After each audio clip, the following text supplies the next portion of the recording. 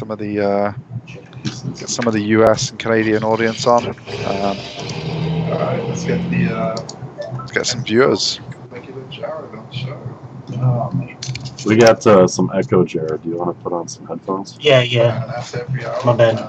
No worries. All the tweets out, shared in groups, getting into the pretty much no Europeans around phase of the show now. So we need all of you in the US to give it a really big push.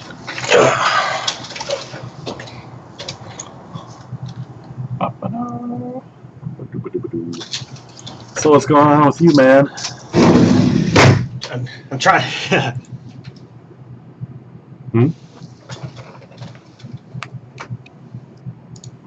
What? Sorry, I got confused. The YouTube live was still playing. It was like 10 seconds behind. I was like, he's saying the exact same thing. Yeah, I was trying to donate to this to the Just Giving, and I can't remember my address. Oh, It's ridiculous. Moving too often. Oh, like the address on your card? Well, they want my, they want to match my actual physical address to the. Oh. Yeah. I can't We remember just had a anonymous donation. Thank you very much, whoever you are, Batman. yeah, thank you. 4132, 27%. Yeah, including the Teespring, we're probably getting close to 4.4 now, so it's ticking up nicely. It seems like 1,500 hours ago we were at 3.3, so keeping it rolling. Right on.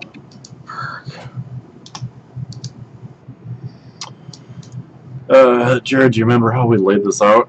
Was it just, it should be popping up in a second on YouTube. Is this how we had it? Waiting for the screen to catch up here. You had me and you essentially side by side, and then you had the slides beneath us. Okay, that's how I have it.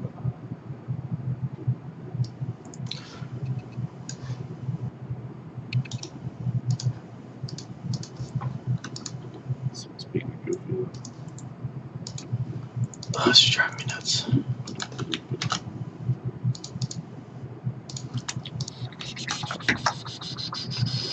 Yeah, so C. Carter's in the house. Oh, snap. Echo.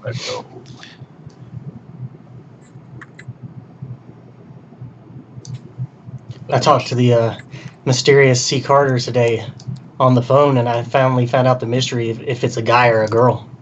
I'm not going to tell anybody. Yeah, so what's the verdict? Well, Are you still unsure? I thought there was 17 of them. Yeah, it was a group. It was a group call.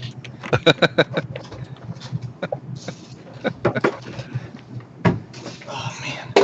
Well, we've streamed about 15 gigs of video so far. Wow. It might actually be more. I don't know if it's including like the first 4 hours before I restarted or not. I would doubt it. So it's probably like 20 or something. Remember back in the day when you were only allowed to use about 4 gigs of data a month? On YouTube or what? Or just mobile? What are you Just talking generally, yeah, like when you had like dial-up. about? Yeah, I ended up getting a business class connection, so there was no bandwidth caps. I started firing off a scrape box at one point, and Comcast was like, I think you've fallen victim to a botnet. Suddenly you're pushing hundreds of gigabytes. Yeah, I paid like $20 more a month, and now they don't care, so I torrent whatever I want. Wait, did I say that out loud? No. Business classes, what's up? For sure. So we just gonna kill an hour? Well, yeah, so Courtney can't make it, and your slot's up after her, so I mean, we got, what should we talk about? Audience, what do you want to hear about? Yeah, I needed like an extra 15 minutes because I practiced it twice, and I was like, damn, I went 55 minutes each time. Oh, that's not a big deal. So I was like, started getting anxious about it. I don't want to cut out the beginner stuff because it seems like nobody's actually speaking to the beginners today. It's all really advanced. Yeah, it's been some really good ones. I'm looking forward to watching them when I'm not so tired. Yeah, I've missed a couple of them myself. Oh, so what haven't we talked about?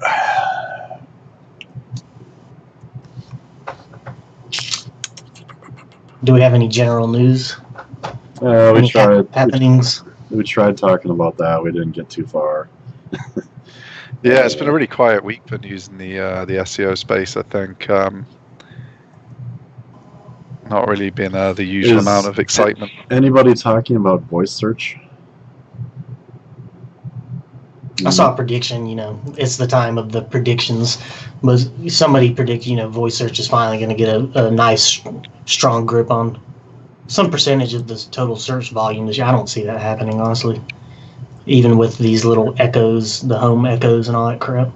Well, I think it's gonna be the same as mobile. Like Rand did that study about how desktop isn't really declining. It's just there's also this loads of extra mobile on top. I think there's just going to be more and more search. Like more and more things we want to do are going to be powered by search, and we're just going to search on more devices in more different ways. Like your fridge is going to search for things for you, and stuff like that.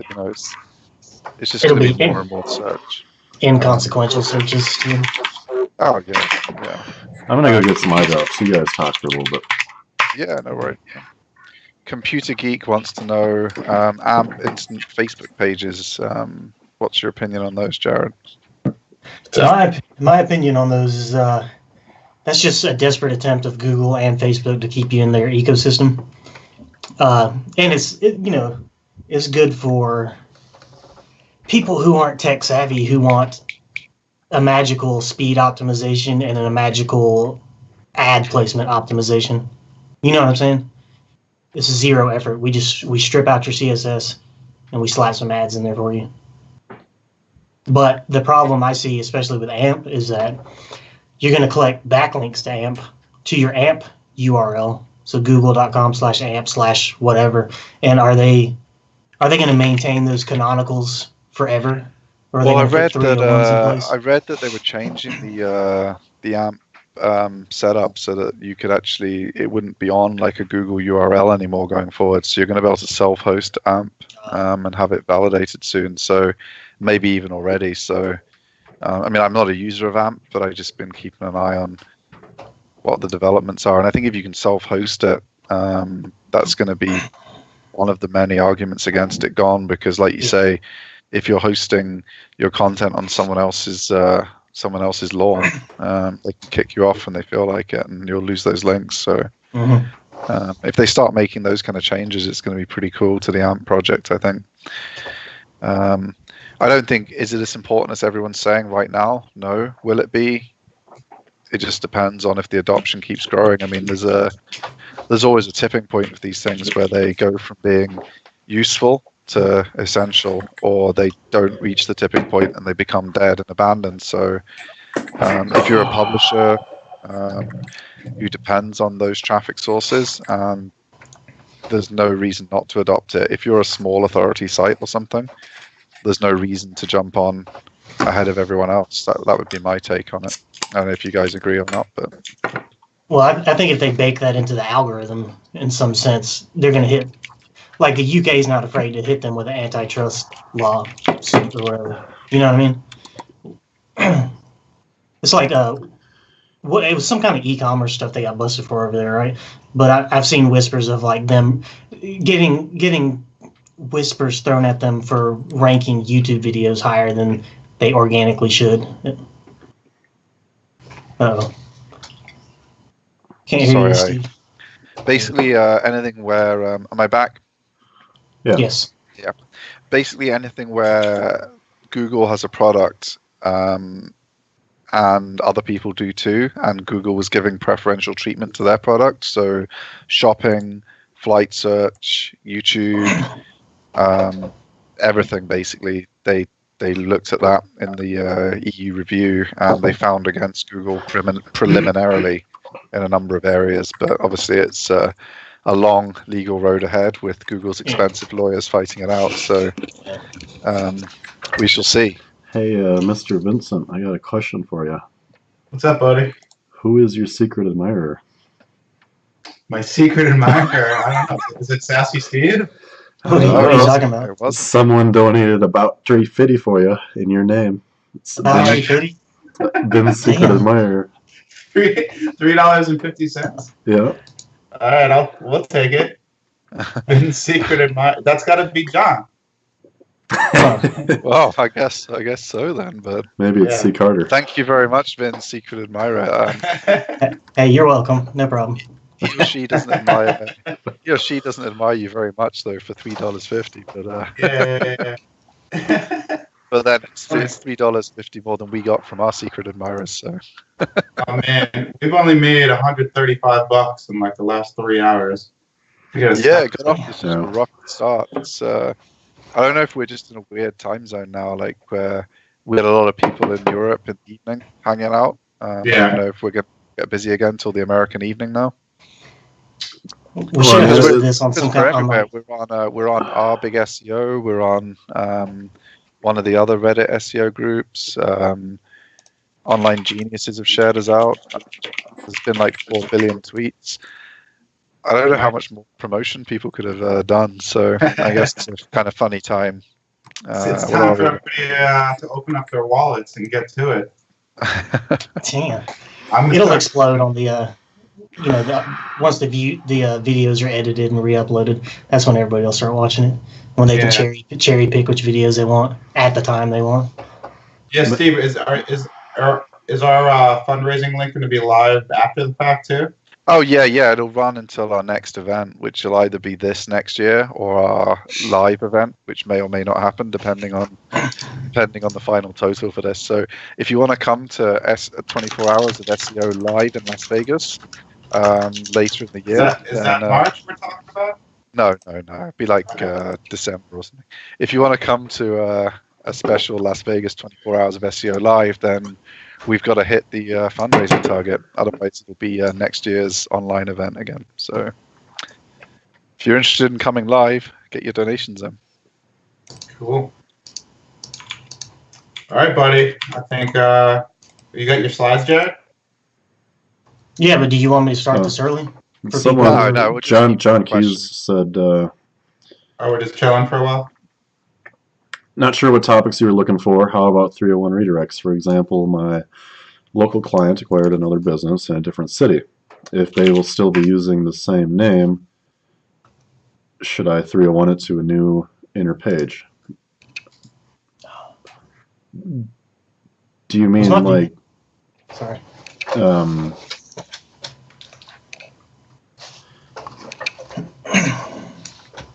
I guess you guys know exactly what it means. Do you want a 301 every single page to from the client from the company they just bought to the existing company, or I think the problem would be local citations starting to get mixed up. Some of that data. It sounds right to send it to an inner page specifically for this other location, or well, I'm not a local guy, but it always confuses me when one business has multiple locations and how you're supposed to handle that. Based on what you're saying, it sounds like that's right, but like Jared said, I think citations might be screwy. You might have to do different citations for each location. Yeah, He said- that's risky to me too. Yeah.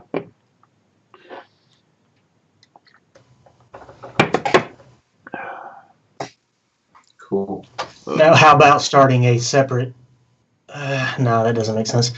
I was going to say starting a separate domain for the other location and then just 301ing it to the new domain and just maintaining 2 sites, but I wouldn't do that. Yeah.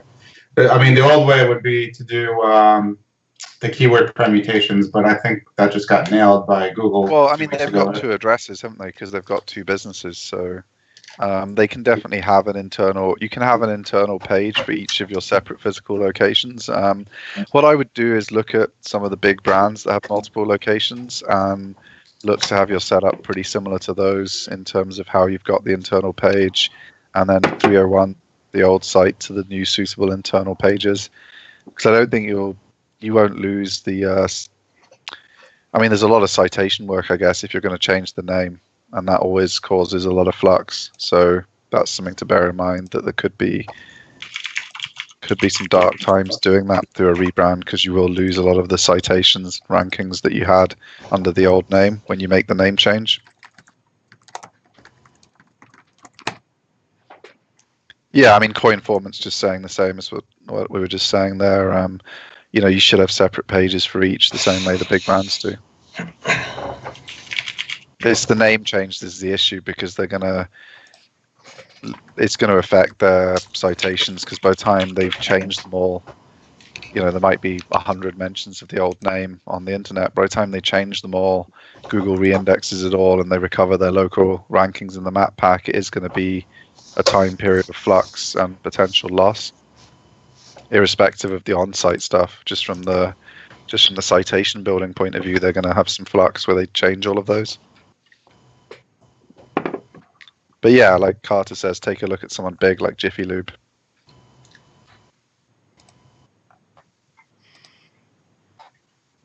Yeah, I'm actually looking at that right now. I've only ever looked at like Papa John's and people like that, but I imagine it's similar.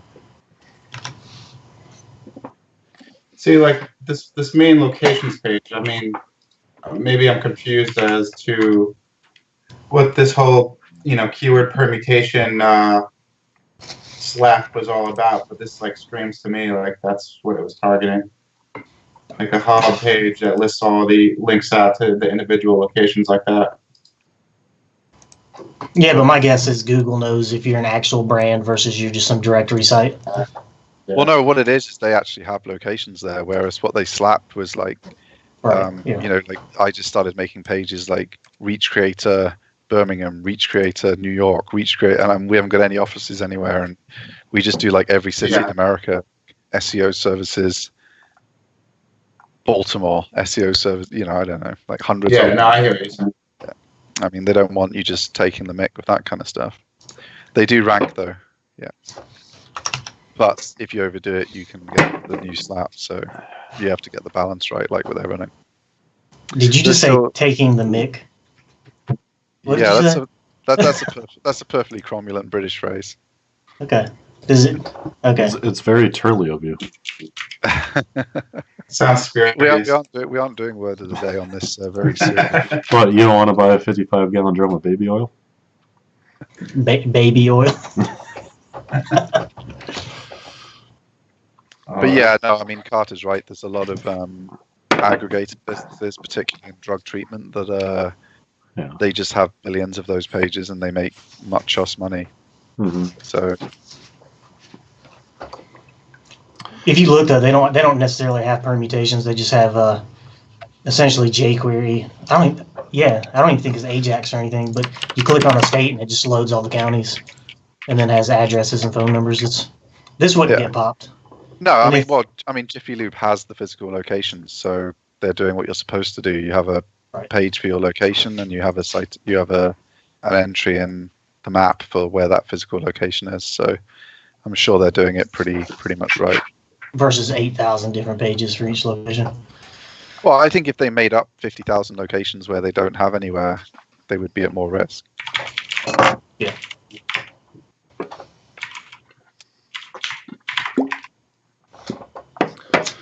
For sure. Cool. Sorry, did I miss something, guys? Are we waiting to get started on? Well, we were just kind of shooting the shit for a little bit. Yeah, we have to get to about 2:45 because he needs about an hour and 15. So. I mean, I'll go ahead and start. Yeah, we might as well start. If we want to be real casual and leisurely about it. Yeah, we can rock and roll. Because the beginners can catch up on the video after the fact. So I've got beginner stuff, and then we jump into the advanced. So, I'll do it if you want to go ahead. But yeah, I feel like it's 8 p.m. is probably prime time right now, so we'll probably have more viewers now than later. Yeah. if Garrett wants to pop the slides on the screen. We need some tweet outs and shares, everyone. Let's get some viewers in for Jared's presentation. Yeah.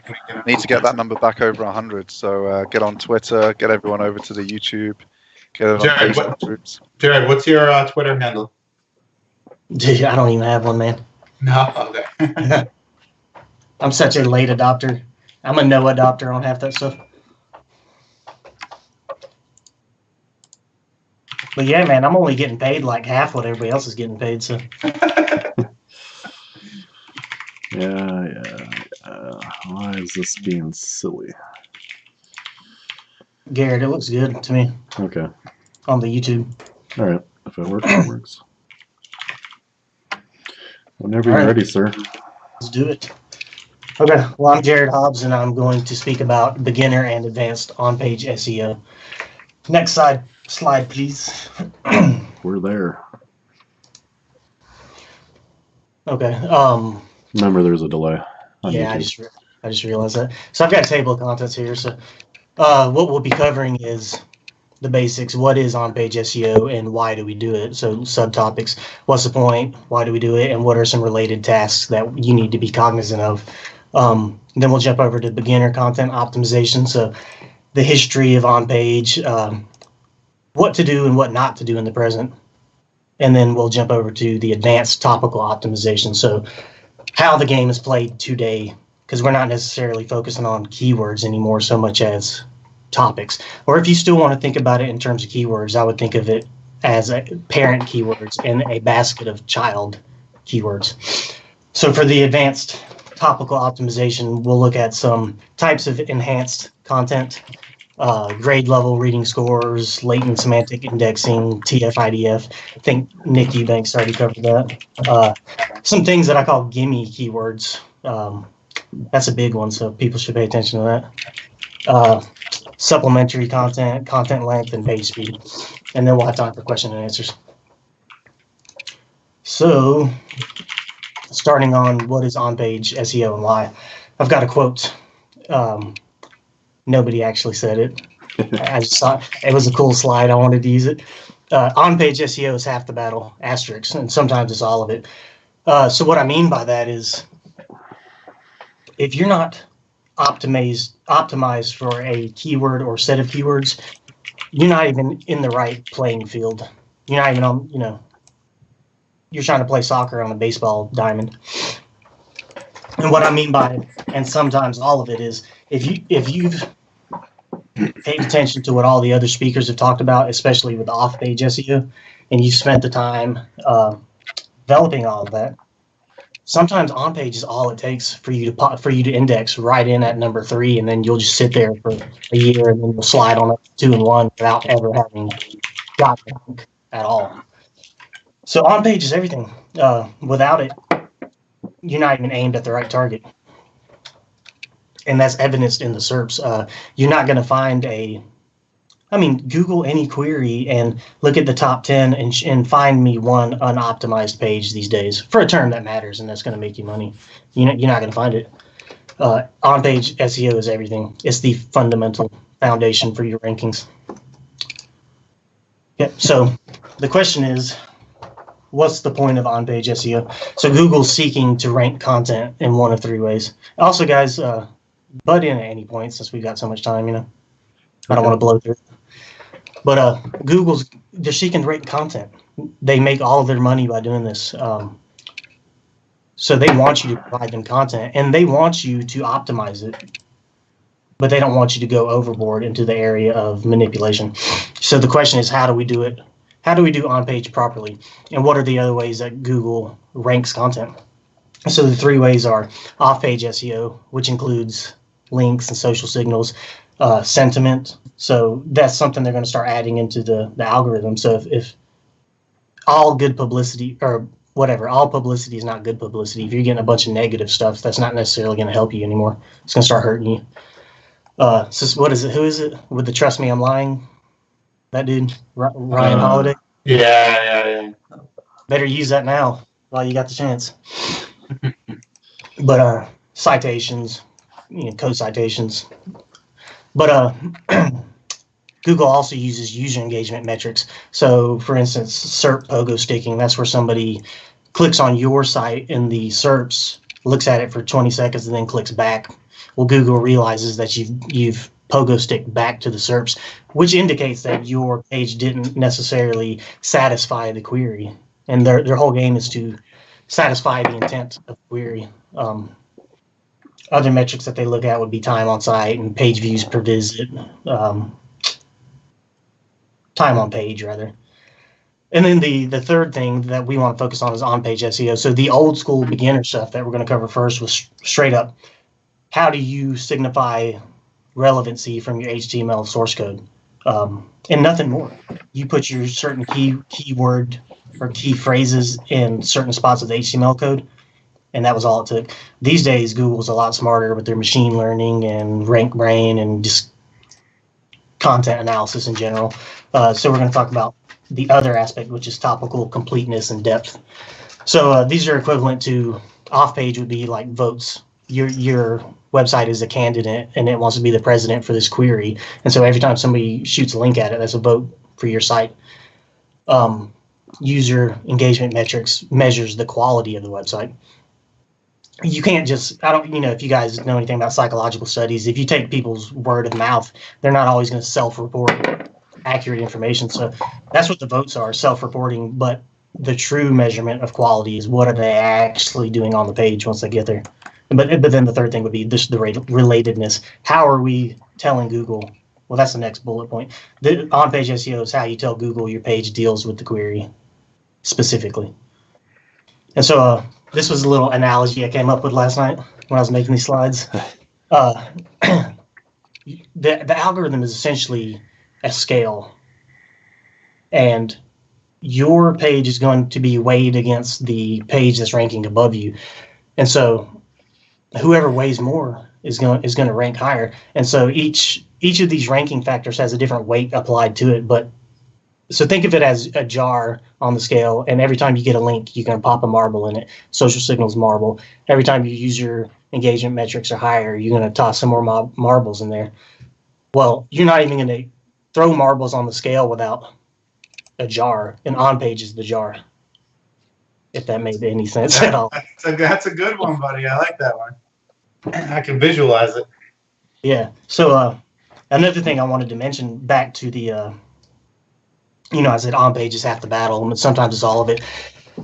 Sometimes your competitor could have a really cruddy, tiny jar that's like a tobacco tin, but they're trying to stack a bunch of marbles on it to get extra weight. They're trying to throw more and more links at it. Whereas you could come in and craft the perfect jar, and it's made out of titanium steel, and it's super heavy. And so just with your jar alone, you can outrank somebody with 100 links because they're not optimized well. So it's all about on-page, is my point. So a beginner might ask, why should we really worry about on-page? I've already emphasized all the specifics would be, well, you're going to rank higher, you're going to rank faster, you're going to rank cheaper, you're going to maintain those rankings, and you're going to build a moat around your rankings to defend them. So what I mean by that is, if your on-page is tweaked and dialed in perfectly, you're going to index higher immediately. This is something me and Vin talk about every single day, because we publish something and then we're like, when's it going to pop in and where does it pop in? And most of the time we both pop in at like, I'll see rankings pop in at number 5 and then climb up to 4 or 3, or I'll see them come in at 20, but I know damn well they should be at 3. And then over the next 2 months, it just slowly climbs without me doing any promotion or anything. And so the point being, the better your on page, the faster the process of getting straight to the top is. And it's always gonna be random. Google has a rank transition pattern where it could take up to 90 days at random, and you can even get You've seen that too. Results. You've seen 90 days almost exactly. Yeah. So, but the sooner you get ranked, the sooner you establish these user metrics, which is only going to solidify your rankings and boost you higher faster. So another thing, I don't remember which speaker said it, but I think it was Josh. But yeah, Google's the faster you rank, the sooner you're going to start getting traffic. And getting traffic is a quality signal that tells Google, well, this page deserves to rank, especially if it's getting more traffic than pages that are ranking above it.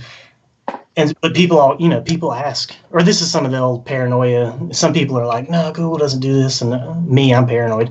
But I'm pretty convinced the reason Google rolls out every one of these services that they do is so they can track data. Because you got Google Fonts, AdSense cookies, Gmail, Google Plus, and everybody's got analytics. And if they don't, like I said, they got cookies. Google knows where the traffic's going pretty much at all times. So yeah, getting real traffic will help, and you can get it faster if you can index higher. You can rank cheaper because you're going to require, like we said earlier, if your on-page jar is heavier, you're just going to require less links and marketing. And what happens is you rank higher sooner, and you start getting natural links, like in the next bullet point, maintaining your rankings. So, I mean, I'll start ranking top 3, and I watch Ahrefs, and I do my disavow monthly. And you'll see, you start getting forum links, you start getting contextual editorial links and social signals because people are lazy. They're going to search Google when they need to have a reference for something. They're going to choose one of the top 3, whichever one looks the most sophisticated and makes them look good for linking to you, and they link to you. So basically, you'll maintain your rankings, and then you get a moat around your rankings, and you defend them because you're getting these natural links. And then that just continually raises the barrier to entry, and it discourages competitors from even trying to take those rankings again. But I wanted to point out, and you guys, there was an argument earlier on a different speaker. I think it was Eubanks and Josh were arguing about whether or not the algorithms, not rank brain, but I don't know if you would even say that's hummingbird, but whatever. The fact being that the algorithm may have different weights applied to each ranking factor based on the query and machine learning. I don't know if you guys agree with that or not. I think it's possible. I don't necessarily think that it may be every single query, but it may be that parent basket of queries. I mean, I guess it kind of seems plausible to me. I'm just having a hard time thinking up like an example where maybe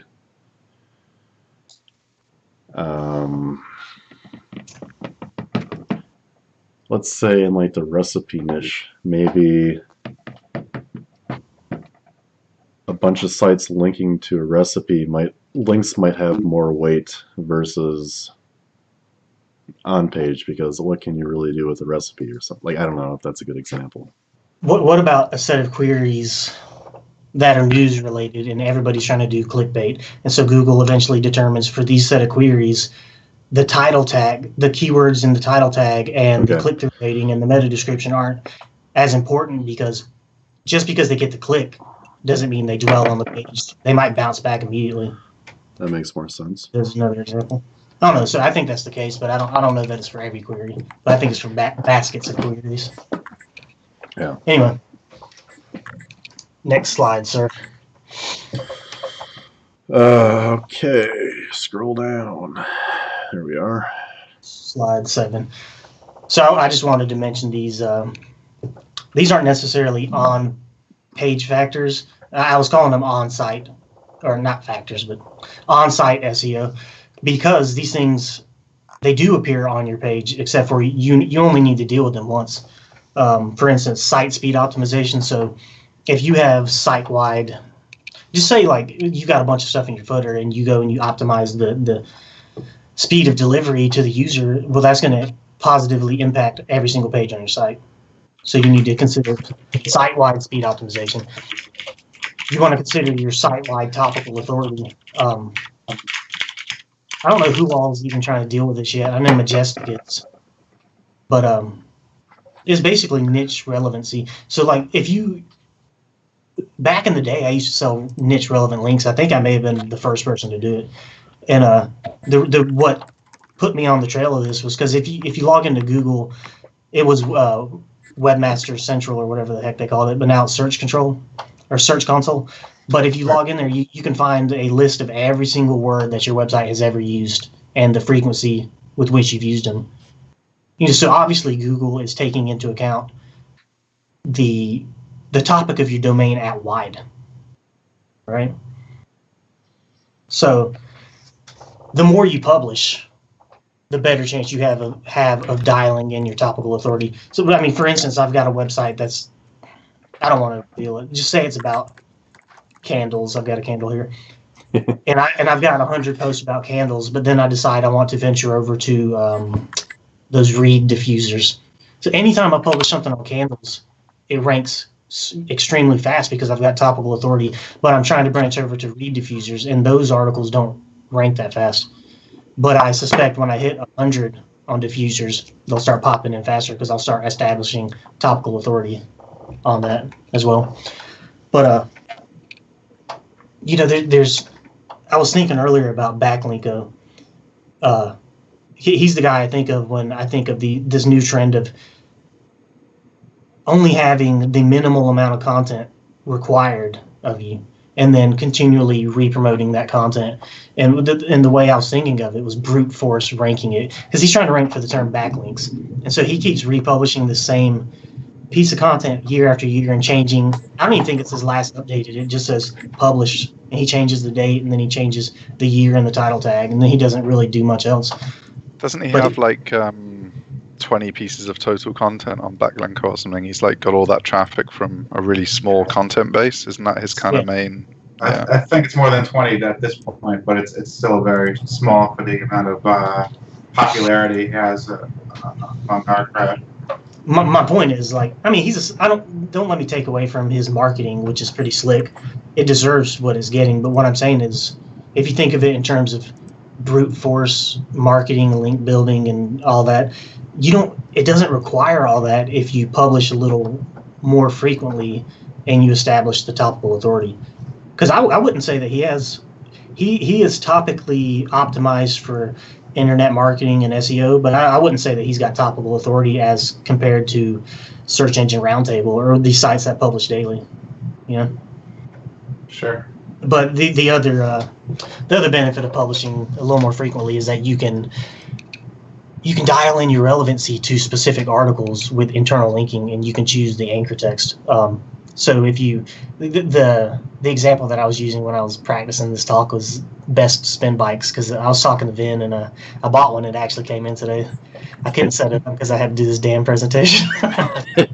But spin bikes. So if you publish an article like best spin bikes, you can immediately turn around and say publish spin bike benefits, how to put together your spin bike, how to configure your spin bike for your body size. You know what I'm saying? So you can write a few of these supporting articles, and then you can link them back to the main moneymaker with a specific anchor text. And you're meeting. Something I'm talking about regarding that topic is you can use Google Auto Suggest. What they say, a lot of times there's questions right in the Auto Suggest keywords at the bottom, and those would be perfect for creating the supporting articles for your I guess head term. What is it?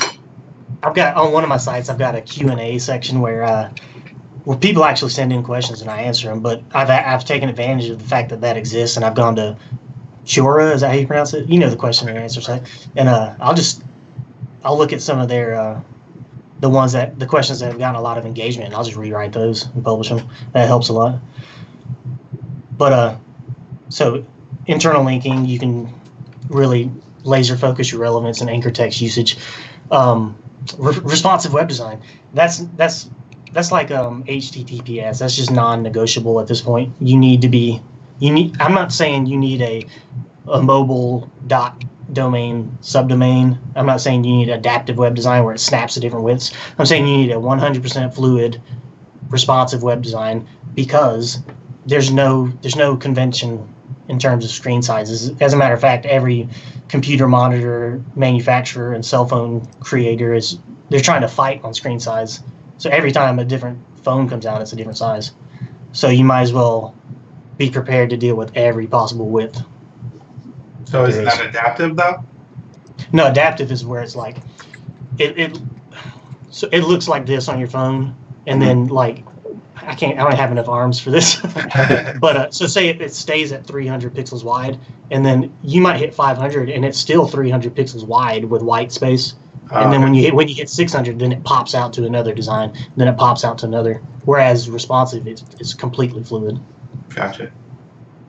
I'm saying you just go ahead and go responsive, because this fight for finding the perfect, or smartphones and tablets competing on different screen sizes, that's not going to end.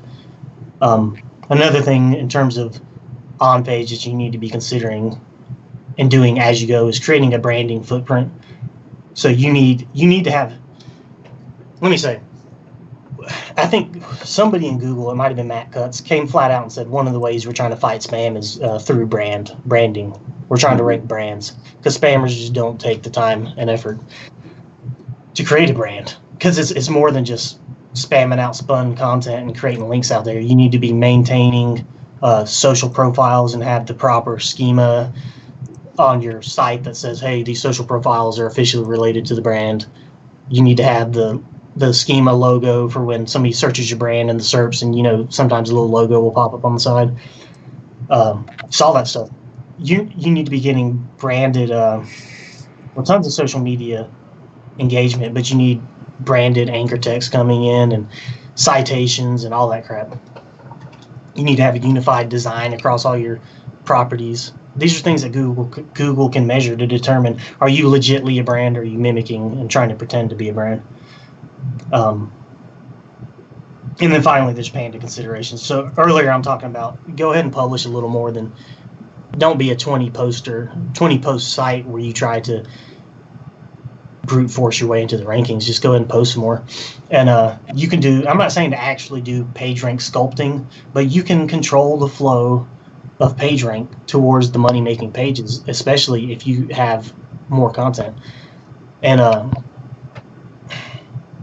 you can also help manage your indexation by how you set up your categories, and you can reduce the amount of hops it takes the bot to get deeper into your site, so that every page is being crawled more frequently, so you have more content in the index and more chances to rank. Like, your on-page SEO doesn't matter if you're not actually getting indexed and staying indexed and getting crawled regularly. So, I mean, another way, you need a sitemap and all that crap, but I also have index management there, so don't bloat your indexation just for the sake of publishing more crap. Make sure everything you post is of the utmost quality.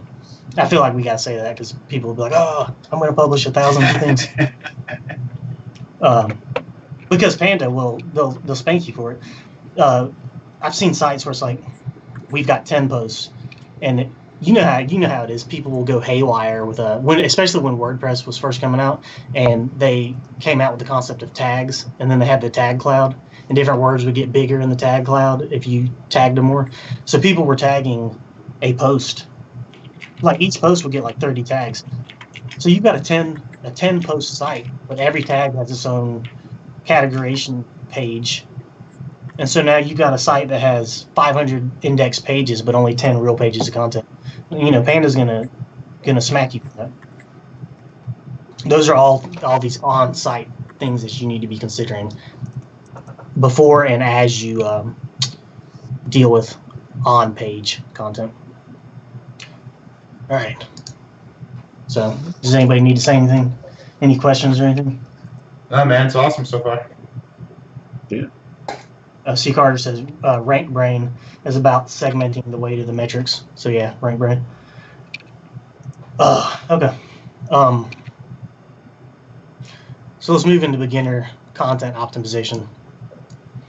So I wanted just to cover the history of on-page just real fast, just an overview, what the point is. Your job was to signal to Google that you're the most related and qualified to rank for generally one specific search term back in the day. So, and that's what you guys remember, the farmer update that came through and wiped out like e-zine articles and Yep. demand media and all them. Because what it was back in the day was you would publish an article about one search term. And How to tie your shoelaces. Yeah. Who's going to teach us now without eHow?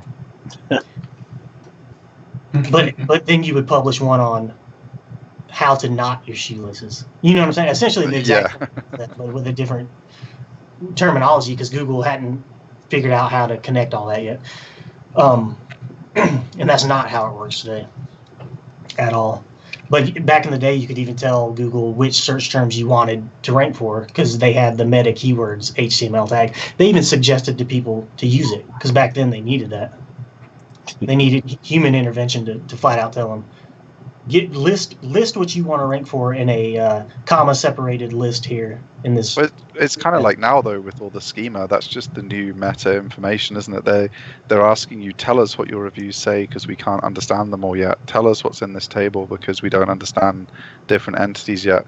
But people will like laugh at it in like 10 years time. There'll be some SEO presentation where people are like, remember when you had to put schema on your page to tell Google what it was about? It's going to be the same kind of thing. That's exactly what's going to happen. And then people are going to have to hire people like us to go through and strip it all out. Because I wouldn't recommend anybody to do meta keywords today. I would say that's a good way to tell Google that you're an SEO and that you should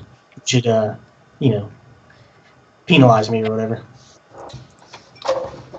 Because nobody in 2018, I don't care what you're reading, nothing ever says meta keywords. So you're digging back to the old stuff, which means you're specifically trying to manipulate the SERPs. Yeah, they probably the work only time I see people suggest that is if I'm watching like a coding tutorial where the guy's like building a web design tutorial and they'll suggest to enter the meta keywords and stuff. I just saw that recently, actually. I can't say that it's going to hurt you, but I don't think it's going to help you. Yeah, I'm pretty sure they just ignore them because there are still dated search engines that use it. So obviously Google isn't going to like penalize you for doing something pointless. But they're not going to pay any attention to things they don't need anymore. Just like when they understand what's in your table, they're not going to trust your schema markup and stuff either. Like once they can read the reviews themselves, they're not going to trust your review schema telling them that you got 47 5-star reviews for that product. Right. They're going to figure it out themselves from independent review platforms or whatever they decide to do. I'm not going to go as far to say as it's not a red flag and that in isolation it's not going to hurt you, but if you have that while you're also accumulating enough other red flags, it's going to help you trip the radar or whatever, you know what I'm saying? Sure. So yeah, that's definitely possible. I wouldn't use it because that's just one step towards over-optimizing. Yeah, it takes time, and time is limited. Yeah. So anyway, I have here the more the merrier. You want to ram it down their throats. So we'll get to that keyword density. And so almost all of this still applies, but it applies differently. So we're going to talk about what this is. But so basically back in the day, you choose the one keyword you wanted to rank for, and you cram that everywhere you can, and you say it as many times as you could. And Google ate it up. And apparently, you can still trick them to a certain degree. I don't know how much we're going to spill on this. I don't tweet this. But there's still some instances of keyword stuffing if you do it right. I'll just say some of this where it's like you do partial matches. So you can highly over-optimize for a certain partial match of your total keyword phrase and then just have like one instance of the rest of it, like the main noun. And then you can just pop right up there. And that works with link building and some of the on-page stuff as well. But if you guys want any more Don't Tweet This is from Jared, jump on the Just Giving page. And he'll do a Don't Tweet This for every donation, $50 or more. What slide are you on right now, Jared? What side am I on? Slide. Oh, slide, I'm sorry. I'm going to move to number 10 right now. Okay. Sorry, I got a little ahead of you. So the history of on-page again. So just this is where I was saying you want to cram the keyword in wherever you could. So this is where you would do it. And this is still very relevant for any beginners watching. This is fundamental information that you need to know because you would still use this. You'll just use it differently. For instance, and this is still the most important spot for on-page SEO, regardless, even today, is the title tag. And there's an example of the tag there on the slide. That is what appears in the SERPs when you search. That's what appears at the top of your browser when you open the browser and you go to a certain tab, and the tab will have the title up top. That's the title tag. And so back in the day, people used to say, you want to cram the you want to cram your keyword as close to the front of the title tag as possible. I don't think that really, people still say that for today. I don't think that really applies anymore, as long as you just get it in there. But that's critical. You want that. And then the next most important places are the header tags. So this is like back in school when you're writing a paper, an essay. Your title would be an H1, and then you'd have your main topic would be an H2. I'm saying this because people screw this up. Go download WordPress themes that butcher this. Header tags are supposed to be nested. So you only want to have an H3 within an H2 tag. You don't want to have an H3 at the same top level layer as an H2. But anyway, the higher up that hierarchy, the more important it is for on-page SEO. So typically what I do, I know Vin does something different, and it's up to you if you want to spend the time, but I put the title into the H1. So I only have to type my title once. It appears in the title tag and in the H1. Vin takes the time to do it twice. He's less lazy than me. But the benefit is that you can change it for the SERPs, and you can kind of do a clickbaity title or whatever you want. Or you can cram in other related terms. You got two opportunities. But H2s are a big spot. So most people only deal with H1 and H2. I like to go down to H3 and H4. But all those are equally important. Another thing back in the day, and that's still important today, is image alt tags. And so what that is for people who are using screen readers and they're going blind or whatever, you have an opportunity to type in a description of what the image is. And a lot of people will put an exact match keyword in there, and I'm guilty of doing that because I haven't seen any over optimization problems with it. But technically, you're supposed to describe what's in there. So don't put best spin bike, but put like red spin bike with the 49-pound flywheel on it. So if you hover over an image and it has an image tag or an image alt tag, the browser should pop up and let you read what it is. That's still important. Strong and emphasis tags and underlines. So that's your bold and italicized and underlines. That used to be a big deal. It stopped being a big deal, and I've said this before on the show. I'm seeing that come back a little bit. I don't think it's that important, but I think where there have been cases where there needs to be a tiebreaker, the guy with all the bolding and underlining and italicized seems to be taking the spot. There seems to be a lot of that working in the legal space. If you look at a lot of legal sector sites, there's a lot of them ranking with some pretty crazy amounts of bold and italic and underline. We've got a quick question as well from designers. It could be an indirect ranking signal, though, because that could just be a user experience thing where the bold and the underline is drawing the attention of the reader, keeping them on the page longer. That's true. As such, I don't know, it looks pretty mental when you see some of these, but yeah, some of it's bad. Oh, it's like stuffed. It's like. Quick question from Designers New. Any suggestions about other headings, H2 to H6, like length and keywords? Yep. If Designers and You will hang in there, we're gonna get to that specifically. Okay. So I don't want to jump ahead, but that's in the advanced section, and we're almost there. But yeah. Cool. Cloud Inspector Web Design says actually the title tag on an image makes the tool tip pop up, not the alt tag. So. Same on links. The title tag makes your pop up thing. That was wrong. I was wrong. Meta descriptions. We talked about that. Oh, no, we didn't. I said meta keywords. Meta descriptions are what pops up in the SERPs, and it never appears on your website unless you choose to use it for like excerpts or whatever. Like WordPress, I think you can do that. But that is your opportunity to pitch the search user and say, hey, click on my site. It's not quite as important as what you put in the title tag in terms of clickbait, but it's an opportunity. The problem with that is that Google... That's only a suggestion to Google, what you would like to appear, and they tend to override it at least 95% of the time. Like, if somebody searches the direct query that you're optimized for, it'll probably show the one that you feed them. But if they search something related, Google's going to override it, and they're going to throw in some text that includes the term that they searched for. You can bother with that or not. I tend to write my introductions like a legit research paper. So I'll have like a thesis statement. So I tend to just grab that and throw it in the meta description, and it always includes the keyword. It's up to you to mess with that. It's not that important. Meta keywords we mentioned, that used to be important. I wouldn't even bother with it anymore. So keywords in the slug, you guys still see this today. It was important back in the day. You would do like .com/keyword.html or .php or ASP. But you would try to put your keyword in the file name there, which we call today, we call it the slug, and it's still relevant. And finally, keyword density. My God, people still do keyword density, and they can't figure out why they can't rank. When I first realized something was off with keyword density, I started testing, and I found that I was ranking the best when I was doing like 0.01 to 0.05, like half a percentage of density.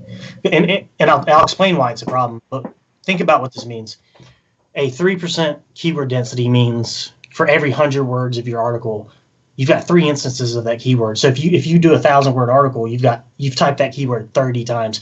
I guarantee you, without question, you will not rank for that keyword today if you do that. 3%. And it's not about the density. It's about, which is on the next slide if we'll go ahead and jump. It's about the number of occurrences. So this next slide is what not to do. Oh, man, I screwed that up. It's supposed to be what to do and what not to do in the present. So what we're doing is we're looking at the... I'm so stupid. we're looking at the... You had one job. So this is the beginner stuff that used to be applicable. So what still remains? What do we still want to use? Do not use keyword density. What you want to use is keyword occurrences, and you want to use them wisely because you're allowed very few of them. Here's another line I would like to edit if I had a chance. You want to use your keyword occurrence in the title tag, which I left out, H2s, H3s. You want to use it in the slug. And in the alt tag. Now, here's something that's from the old school that I see working again, and I'm actually actively using it pretty much on every article. They used to say, try to put your key phrase in the first 100 words and the last 100 words. And I'm saying 25 here. And what I technically do is I pretty much get it. My key phrase is always the first words of an article, and then I get it in the last 25 or whatever, the last sentence of the article. But I see that working a lot these days. So it's not hard. It's not hard for you to introduce your article like the best spin bikes are the ones that blah blah blah, and it's pretty natural. You can toy with that if you don't use it and see if it works. But that's like a semi. Don't tweet this. The next thing is keywords in the slug. You want to do that every single time. I tell this to people because people they tell me all the time, well, I've got this type of content and I got this type of content, but I only optimize these other ones that I want to rank. And I say, why are you not optimizing every single article, at least for one parent keyword that has some children around it? Because it's a waste. Because what happens is you publish an article, it starts aging any time, and social signals start baking into the algorithm, and that article would be bringing you free traffic, and you would be accumulating a ton of traffic over time if you would spend the time to just make sure, even if you do this basic SEO, on-page SEO, get a keyword in there. So, and my point was, always have your keyword in the slug every single time. And that means always have a keyword, always. So the first red X there is a good way of doing it, but it's not the best way of doing it. So .com/category/. So let's say our term is on-page tips. Don't, like WordPress, for instance, will put your entire title tag as your slug. The best 18 on-page tips to rank fast. That's good because your term is in the slug, but you diluted the emphasis, the power of your term in the slug, because your term is 3 words and you've got 9 words there. So you've you know what I mean? You've diluted that power. The second thing is the way you want to do it. .com/category on-page tips. So the slug is your exact match parent keyword. That's the way I do it. That pretty much amplifies your signal, because like I said, you only have a certain number of occurrences, and it's almost predefined where you're going to use them these days if you want to be optimally optimized. and your slug is one of them, and you don't want to dilute it. So just put the parent in there. You'll see crap like people will do .com/category/best spin bike reviews, and they try to capitalize on the best blank and then blank reviews at the same time. Don't do that. Just choose the parent and just do that. So spin bike reviews or best spin bikes, and just laser focus in there. Which brings us to exact match and partial match domains. Something Vin's been talking about with our buddy Dan De Silva. My opinion on this is, especially if you're building, you need to be building authority sites if you're doing content sites. And if you're building an authority site, you don't need to be using exact match or partial match domains. The reason is because you will begin to duplicate at least part of your keyword, if not the entire keyword, in your URLs, because it's going to be in the domain and then it's also going to be in the slug. And you might screw up and have it in the category somewhere too, and you're going to doom yourself. I've got a few cases where that kind of happens. Like maybe it'd be .com/bikes/best spin bikes. I've not seen it doom me when it's like that. But if it was like bestspinbikes.org/best spin bikes, that, that's game over. But the thing with exact match and partial match domains, man, if you really sit down and spend the time to think about it and plan your site out when you're doing like a micro niche site, you might pull it off. And they do give a boost. But the problem is that you're dialing in so much of your optimization power right there on the domain, and it's across every page. And what you're doing is you're reducing your ability to optimize in the other areas that are required to be optimized. An example, this is a really dumb, simplified example, but say that you determine you're allowed 15 keyword occurrences in an article, but your domain already has one in there. It's an exact match domain. So you can reduce that number of occurrences down to 5 before you trip the over-optimization penalty. And so what that means is now you've got to decide, is my H2 more important than my H3? Or should I slap it in the alt tag? Or, you know what I'm saying? You're restricted in where you can use it, when technically you need to use it in all those places. So just don't do exact match. And it goes back to brandability too. If you're a real deal brand, you're gonna have a branded domain. You're not gonna have, on pageseo.com. You're gonna have whatever your brand name is. Precisely. And people, you're not going to convince Google that on-page SEO is your brand. It's just not going to happen. And so then again, there's the meta keywords. We already said this. I'm of the opinion where you shouldn't do it. You're like saying, hey, Google, look at me. I'm trying to force your hand to penalize me because I'm a manipulator, and I'm letting you know that. I just dodged meta keywords. I wouldn't do it. So we're going to jump into the advanced topical optimization, but should we check in on some questions real quick? Sure. I feel like I see one or two. Chase Rayner wants to know when he's scheduled. You missed your slot, bud. It was a few hours ago. Sorry. Looks like Cloud Inspector designers and you have some. We do have an empty slot though. Tomorrow at 6 a.m. Central. Lindsay Wassel, I don't think is making it. So. Well, designers has said maximum how many times a keyword phrase should be on page. Do I utilize it once in the title, description, H1, H2, body, and alt? Is this okay? Yes, that's okay, and that's preferable. The problem is when you start cramming it in every single H2, you start cramming it in every alt, and then you want to say it 10 times in the body. That's too many times. And I wish I could provide evidence for this. Me and Vin have shared evidence amongst each other with live experiments constantly. And to me, it's pretty much fact. You reduce your number of occurrences, leaving them only in the most proper places, and your rankings explode. And it's not like a black or white issue where it's like I'm over optimized or not. It's a gradient it's a degree of over optimization. So what you'll find is you might remove 1 or 2 occurrences when you know you've overdone it, and you might pop up a few slots. But if you were to go from over optimized to perfectly optimized in one shot, it might take a month or two, but you're going to find yourself pop up 30 pages, 20 pages. And I mean, we've seen that so many times. Anyway. I was looking for some more questions here. Yeah, we got one here. Are paid keyword research tools essential for a beginner to start local SEO? I would just say no. Local's kind of easy, and the tools miss all the keywords anyway. But I don't know what Jared thinks. I mean, I'm not a big local guy, but I'm imagining that whatever you can think up as a local term, that's what it is, and it's not going to have that.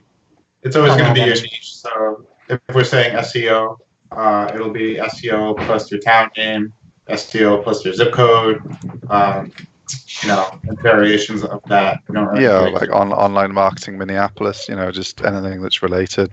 Yeah. It should be pretty obvious to you for like say if you're a pest control firm you're working for as a client, you just want to list like every type of pest control they do, so that if someone's like wasp's nest removal Philadelphia or something, they can find them. You shouldn't need a professional tool, and most of the professional tools will show like 0 traffic for a load of local queries that actually have plenty of traffic as well, so they can be dangerous if you haven't thought about that kind of stuff before. So you probably don't need them, I would have thought.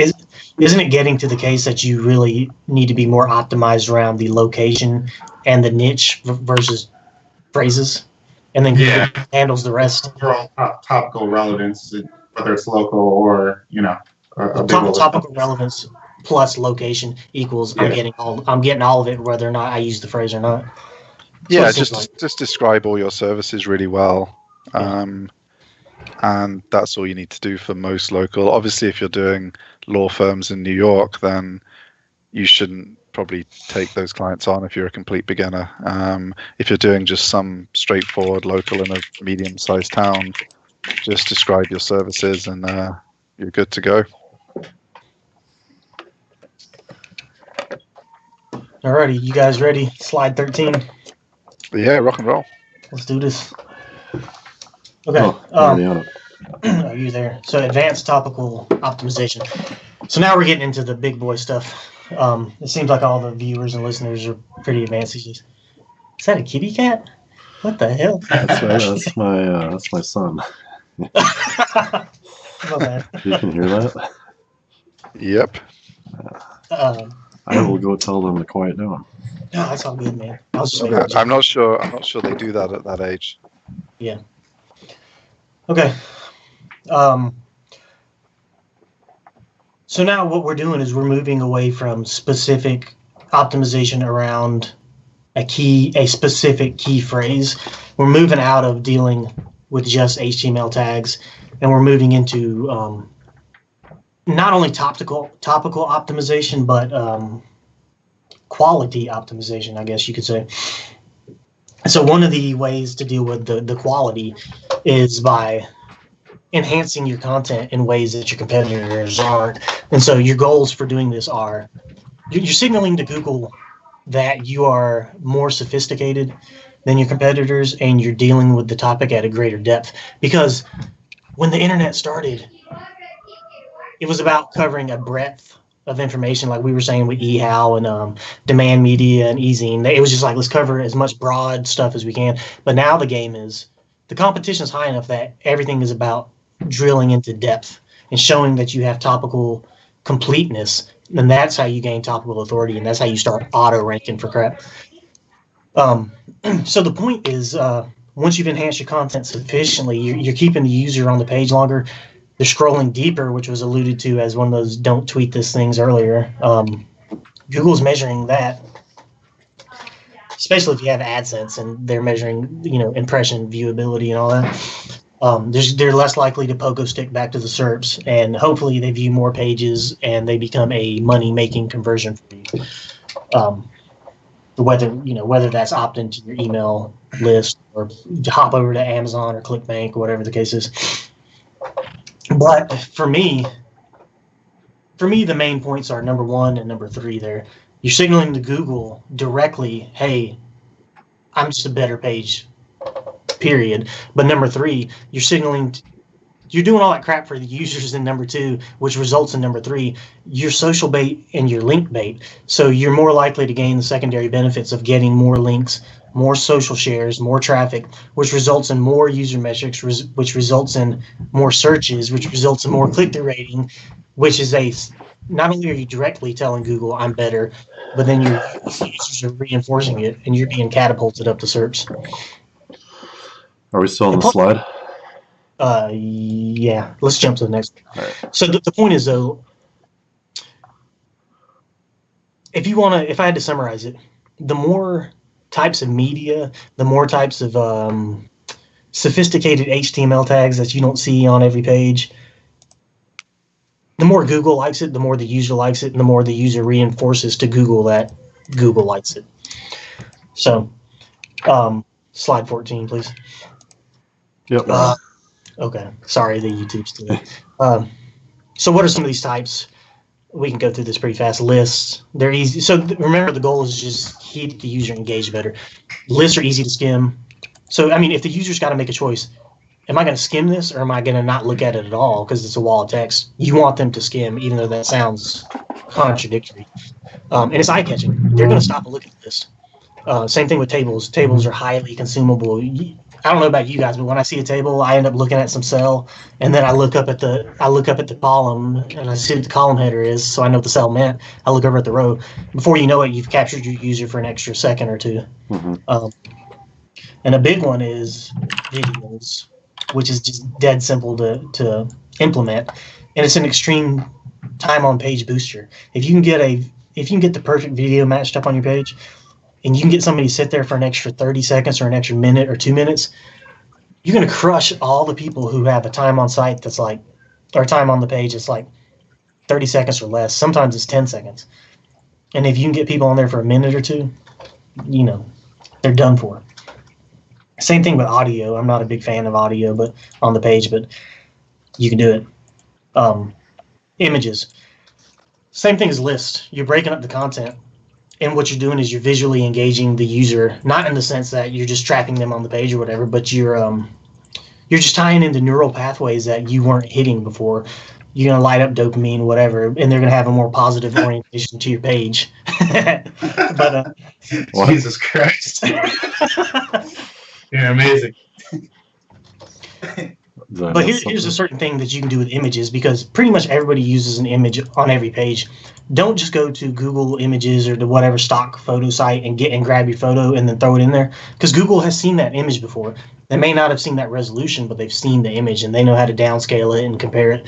So all you need to do is crop it, mirror image it, saturate it, change the contrast, change the brightness.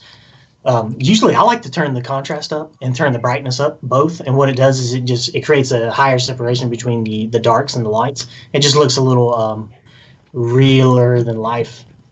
But the benefit is Google goes, I've never seen this picture. Extra points to this page. Yeah. So Have we tested that, buddy? I mean, I can't say that I've tested it in isolation, but I use it and I feel like it works. Yeah. I mean, you've seen my stuff. I go overboard on it. Yeah, for sure. So, moving on to slide 15, Mm-hmm. infographics. I don't even want to waste time. Those are, to me, that's played out. Everybody knows what it is.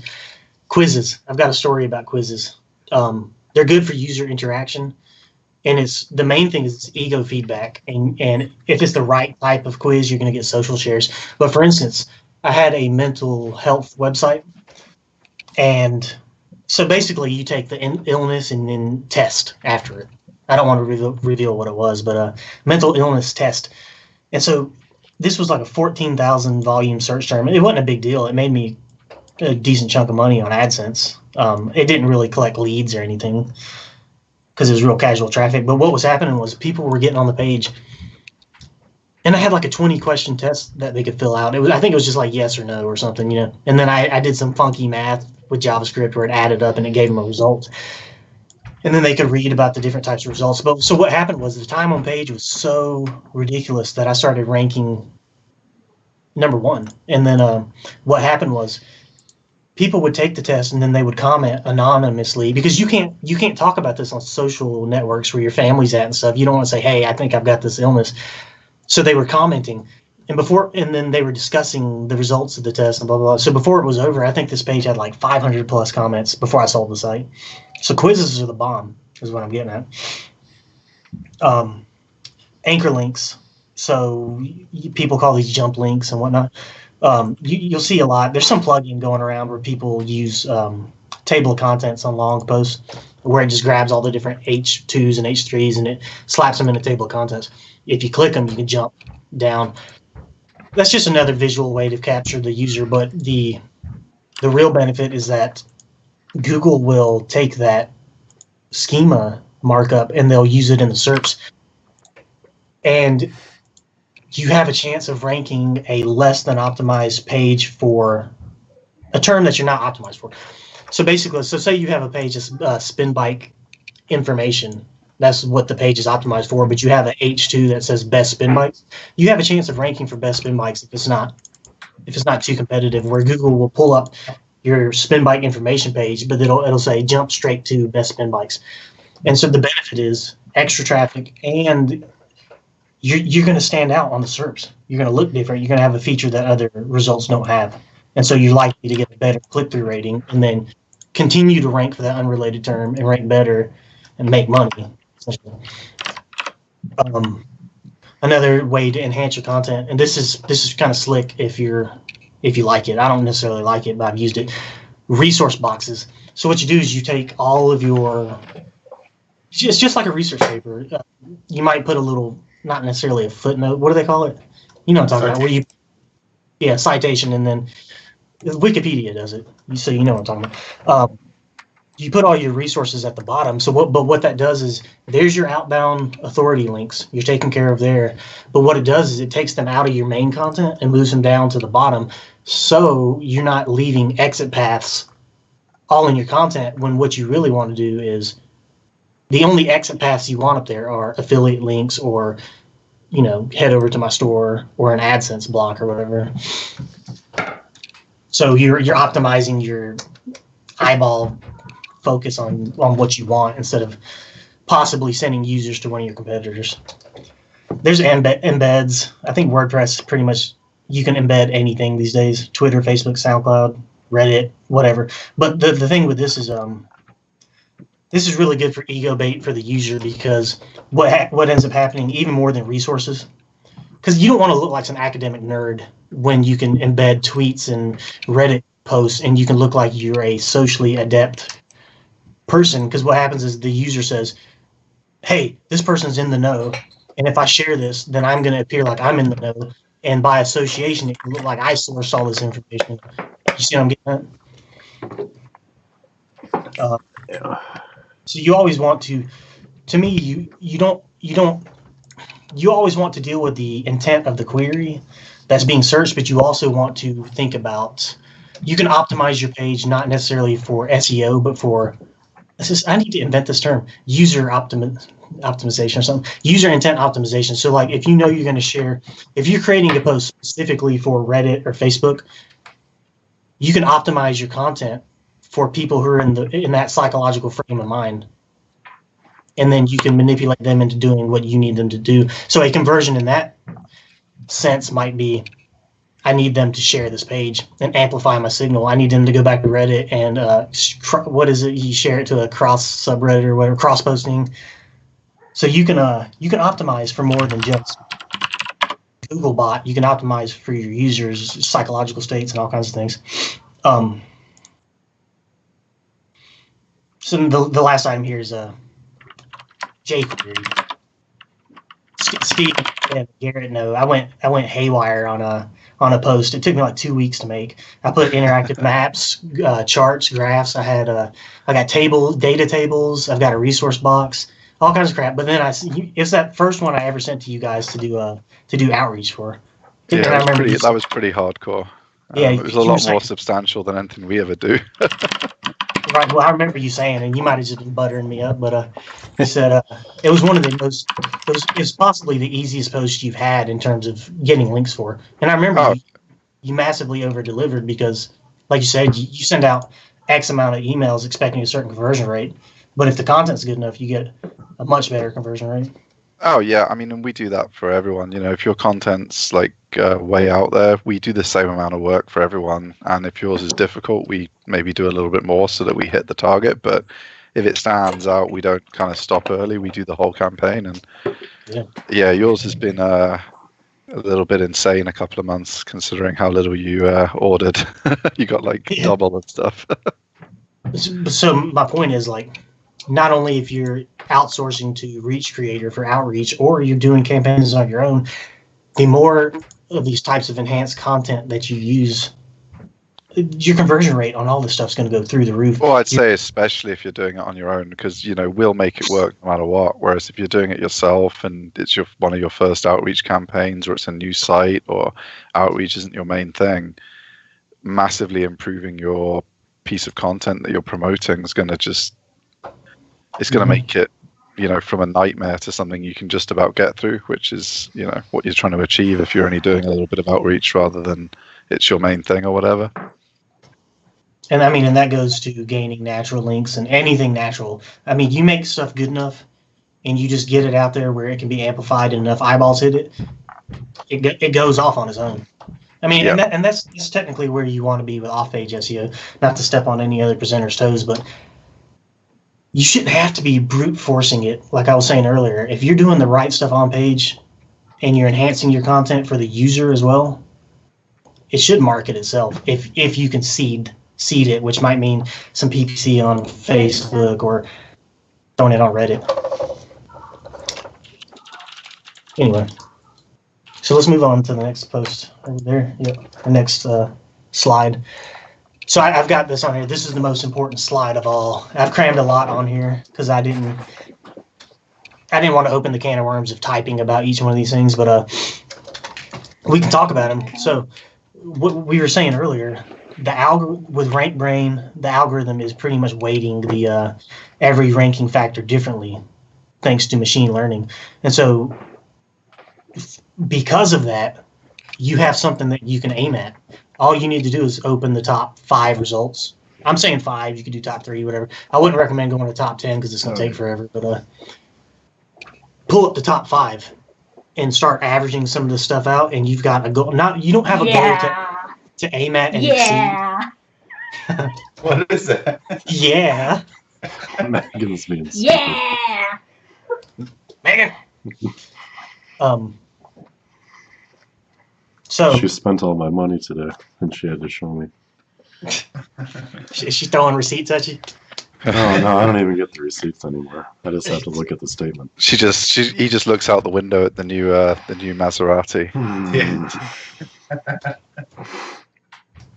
So the point here is that Google lays its cards on the table because it doesn't have a choice, and so you can take advantage of that. Because a lot of these things are metrics that you can measure that they use. Like, I doubt Google. So grade level reading score is a metric that says how complicated is it to read this text. And so I'm pretty sure Google has not recreated this metric. They probably used the Flesch Kincaid one, which I've listed here, but there's several of them. I like Flesch Kincaid because it's a score of 0 to 10, and it's essentially a scale of kindergarten to college.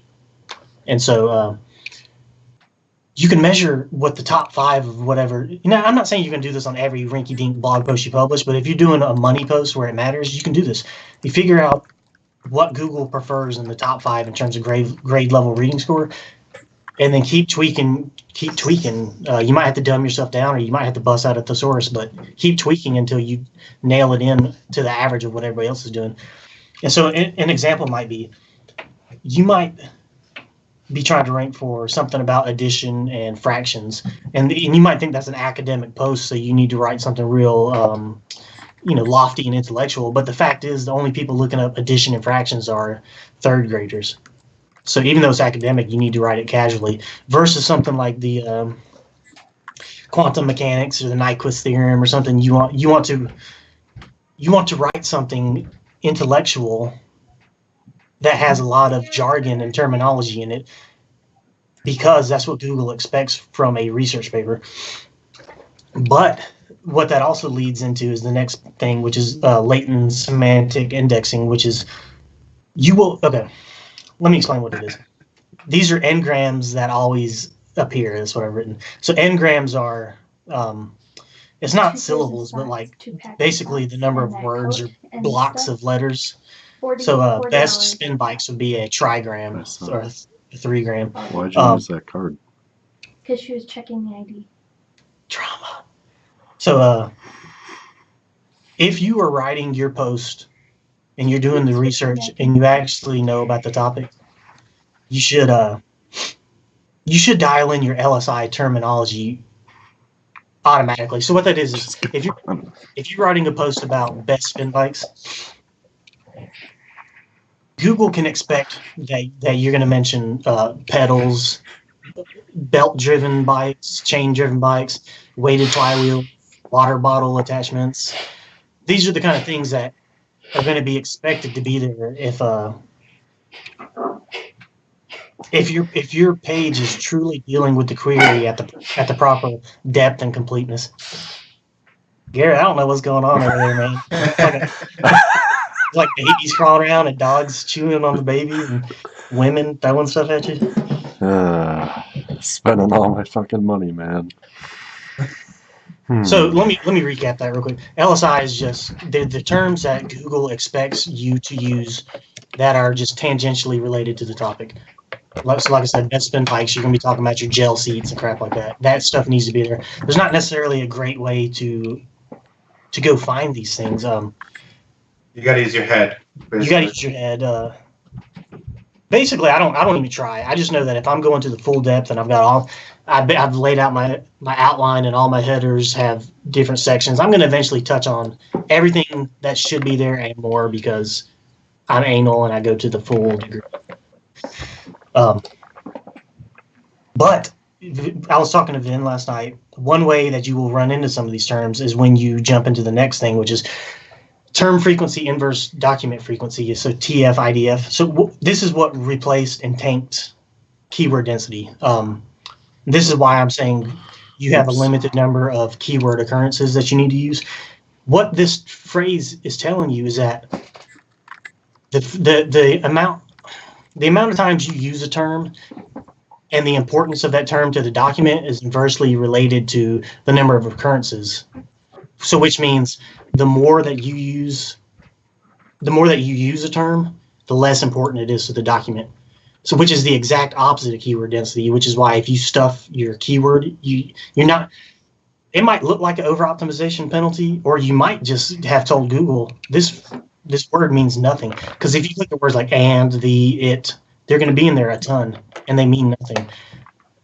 But when you're speaking naturally, so for instance, if I want to outsource some crap to Reach Creator, and then I'm writing a review, I'm going to say, I'm not going to say Reach Creator was great. I liked Reach Creator because Reach Creator did a great outsource campaign for me. You know what I mean? That's what we used to do, and it used to work like gangbusters. But what you would do now, and this is natural, if you speak naturally, you'll say this: Reach Creator is the bomb. They did an outreach campaign for me, and they really nailed it. So what happens is the pronoun or the main noun or subject of your topic it gets introduced, and then you stop using the pronoun. I don't know if I'm using those words correctly, noun and pronoun. But you're spot on, buddy. It's all of this is well out of my league. I don't know what they're talking about now. Can we get back to SEO, please? This is it, man. I'm telling you, when you speak naturally, you introduce a topic, and then you stop. Like if I'm talking to Garrett, I don't say, that's a bad example. Garrett's a bad example.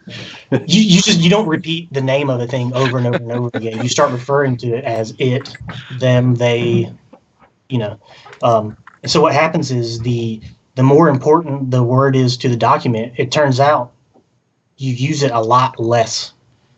And that's why I'm saying you have a few keyword occurrences. You have a very few that you want to use, and when you use them, you want to put them in the perfect places. Your title tag, your H2, your H1. You want them in an alt tag, whatever. You want them in your slug.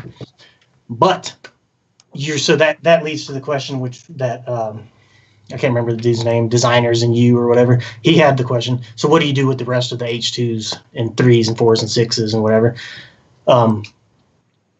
Which brings us to what I'm calling the gimme terms. What slide am I supposed to be on? 16. Ah, shit. Damn it, Garrett.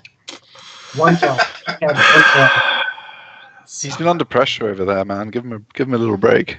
You don't know how difficult it is to scroll through a fucking presentation, all right? Do you want to come over here? And... we stayed up forever, man. Yeah. So, gimmies was what I was talking about. So what do you do with the rest of the H2s and H3s that you got left other than just let them naturally happen, which you don't want to do? You want to signal to Google what you want to happen. So this is where gimmies come in. So before I explain what they are, you'll get the concept. But let me explain to you how I find them. You can do this with Ahrefs, but you got to do it manually. It's a pain in the ass. And what I learned was C. Carter and eLiquid's Serpwu has I don't want to say it's a little known tool or whatever, but I don't think it gets the attention it should, because Serpwu is a niche tracker and like the God mode vision of the SERPs, but they have what they call the keyword finder tucked away on the sidebar. So if you click that, you get a little field where you can put your parent keyword in there. So I would put best spin bikes in there, and then I say go. And so what Serpwu does is it used to do the top 10, and they reduced it to top 3, and that makes sense because it's just wasting resources. But it takes the top 3 URLs for your parent keyword, and then it pulls up the keywords that those 3 URLs are ranking for, all of them. So you might get 2,000 keywords back, but then what you can do is you can filter them and say, only show me the terms that all 3 of these URLs are also ranking for. And then you can filter by volume. So don't show me crap under 100 volume a month. And so you'll have to do it differently every time, but you need to dial it down to the most important and the most valuable. So just tweak it till you get like 20, and then you can manually pick out the best 5 or 6 or whatever you got room for. But what you're doing is you have fed Serpwu a parent keyword, and then they've gone and they've gathered up all the crap that Google says these 3 pages that rank for the parent keyword also rank for and are qualified for. And so what those are that's your basket of child terms that are children of the parent term. And if you take those and you put those in your extra H2s and H3s and you sprinkle them in the body. So say you want to get to 3% keyword density, don't. Go ahead and keep it at like 0.01, but then ramp up to 3% by using these gimme terms. And what you'll find is that one of two things will happen. You'll rank for the parent keyword, and Google will say, hey, if they dominate the parent, then obviously they're qualified for all the children, and you take the whole basket. Or what happens is you start, if the parent term is competitive enough, you start ranking for all the children, and then Google will say, hey, if they're quality enough to rank for all the children, then they deserve the parent as well, and then you get the high volume keyword or the moneymaker. You're stealing all my thunder, buddy. Am I screwing you up? Stop talking. So anyway. No, that's super powerful, and I highly suggest you pay attention to what Jared just said. Rewind it later if you can. Well, you get to hear a whole hour of it soon with Vin's presentation, so. Yeah. He'll go into much better depth and clarity than I will. But so that's what that's how you find gimme terms, but what are they? So what you'll have is longer tails. So you want to be careful with longer tails, which is so say you put in best spin bikes, and then you get fed back best spin bikes for obese people or best spin bikes to lose weight. You want to be careful. You don't want to use those as extra terms, because what happens is you start adding more keyword occurrences of your shorter tail, because it's technically just a shorter tail with more stuff tacked onto it. So what you can do is you can go back to some of your keyword occurrences and then tack the extra stuff back on them. So anywhere you might have said best spin bikes and then you didn't necessarily finish the thought, you could say best spin bikes for obese people. Right? You get what I'm saying. But be careful. Don't push your optimization by dropping in longer tails without realizing They're just shorter tails plus something. You'll also get synonyms kicked out, and you want to be careful here. This is something me and Vin were talking about and trying to test. It seems like Google. I don't even know how to say it, honestly. It seems like Google has a certain threshold for optimization for your key phrase explicitly and a separate one for your synonyms, but somehow they add together and have a different measure that's not necessarily a 1 + 1 = addition. Right. You know what I'm saying? Yeah. So you want to be careful about using synonyms as well, but they're good candidates for being in extra H2s and H3s or 4s and 5s. And then the other thing that you can pretty much have liberty with, because they technically work as LSI terms as well, or your highly related phrases. So you might find that best spin bikes, these top 3 pages are also ranking for upright bikes and recumbent bikes. And you can tell that Google's not treating them as synonyms, because when you search them, they're not bolded alongside of spin bikes. I'm trying to think of how you would pull that off, but you'll see that, like, you'll search a term like cars, and then sometimes you'll see it returning results for automobile, and it will bold the term automobile even though you asked for cars. So if you can determine that these highly related phrases are not explicitly synonyms, then you can use them. Yeah. And Google actually gave that information away a while back. You used to be able to use the tilde in front of your keyword as a search operator, and it would show you all the words that Google considered synonyms. But I think they got wise that was giving away too much information, and they discontinued that search operator about 2 or 3 years ago. Those bastards. Yep. All right, so if we move on, slide 17. This is fun. Supplementary content. So I'm sure most people are aware that Google actually hires. They go where the labor's cheapest, so they hire like Filipinos and Indians to manually rate. And not only will they rate web pages, but they'll rate SERPs side by side too. But we're specifically talking about web pages. So they hire humans to rate web pages, which then they use machine learning to emulate the humans rating the web pages.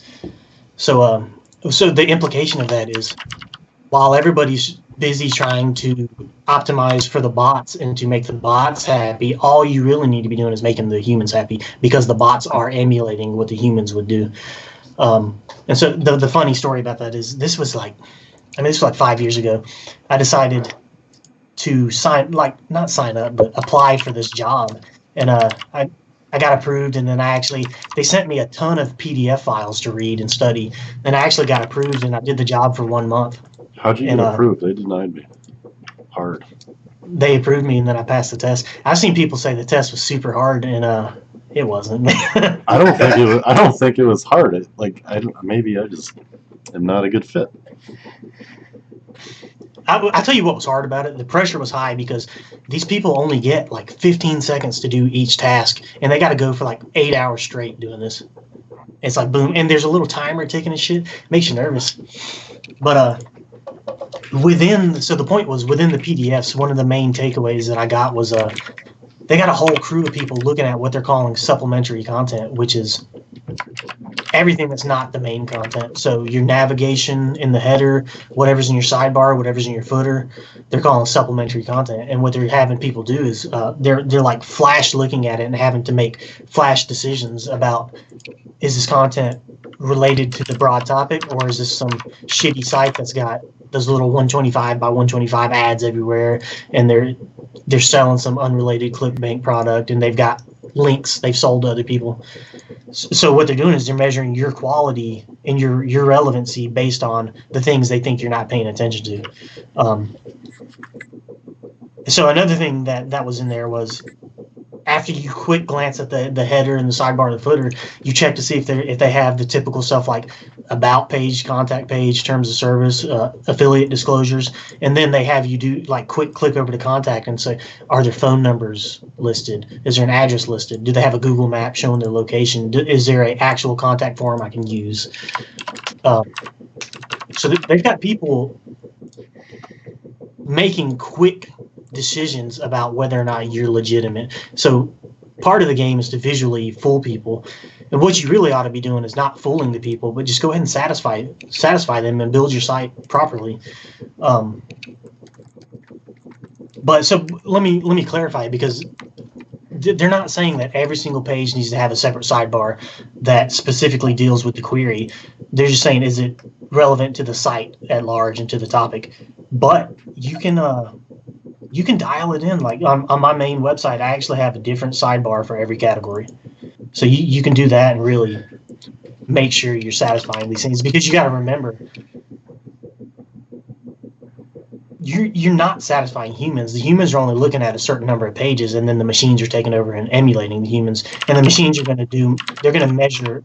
It's not just a yes or no thing. They're going to be measuring stuff. So, I mean, if you've got the energy and time and the technical know-how to have separate sidebars and crap, do it, because it's good for your users too, because you're going to convert an extra small percentage of users. Like, if you're selling a specific ebook for a specific category, you might as well put it in that sidebar and not in the sidebar of a different category. Mm-hmm. Supplementary content is something that people don't think about. And if you're just cramming it full of ads, guess what? It's not good. Yeah. So, all right. Slide 18 is content length. This is pretty simple, but I wanted to mention it in the advanced side, because people don't realize this. More is not always better. When more is better, what you want to do is you want to match the quality of the content, and then you want to exceed their length while maintaining the quality. So what you're doing is you're signaling to Google. Because if you look at the correlations, it's not necessarily causation, but correlation. The people and the robots are preferring longer content when it's proper. And again, you're building the moat and you're dissuading competitors from even trying to mess with you. But sometimes the query does not demand a long answer. It wants a short one. Like, so recently I published an article where I did not take the time to do this, and I realized Google's ranking, the top 10 is full of pages that are like 150 words each total. And here's my post that's at 2,500 words. And the problem was that Google has decided whether the users did it or it was just a mismatch of timing. But in the end, they decided that this query needed a short 150-word post where every single one of them indented a line of text and italicized it, and it was the definition. And that query magically transformed into a definition query, even though it wasn't. And so I screwed that up because I didn't know it. That's happened to me on other. Here's another thing that's not related to content length, but you need to make sure content that you're writing, and this is where Fred smashed a lot of people. You need to make sure the content that you're writing matches the intent of the searcher for that query. So if somebody's searching some kind of generalized informational topic like spin bike, what's the best flywheel weight for a spin bike, and then you write a friggin' review post, but you optimize it for that term, Google understands that, and that's part of what Fred did, was smack people doing that. So you need to optimize not only for what's already the results that are already in the SERPs, but then you need to make sure you're matching the intent of the query. Don't turn informational queries into commercial queries and vice versa. Just use internal linking to link from the informational to your commercial pages and vice versa. Yeah, precisely. So again, it's all about the machine learning. Every query is different, and you need to be, whatever the parent term is that you're trying to optimize around, you need to look at that query and say, what's the intent? What do the users want? What are the users going to do when they get there? What does Google think the users want? What are they ranking? Blah, blah, blah, blah, blah. You need to be looking at all that. Man, and we're on the last slide, and I appreciate everybody letting me ramble because I've gone way over. No, I think everyone's enjoying it. There was some really good comments in the chat, so it seems to have been a little bit crazy now, but at the start it was pretty good. Seems to be some weird now, but. Let me blow through the slide, and we can see if we can find some questions real quick. So the last slide is page speed optimization. So I talked about site-wide optimization, but you want to consider the speed of the delivery of each page individually as you create them. So, I said before with content length, more is not better. And so you want to be careful with your enhanced content types. Like if you do too much jQuery, too many images, more is not always better, because in the context of page speed optimization, better is faster. And especially because we're moving to a mobile-first world and mobile-first search results. So there's 3 goals. I should have edited this line. Your explicit, strict goal to satisfy the bots is you want to reduce the file size weight of the page, and then also the number of HTTP requests on the page.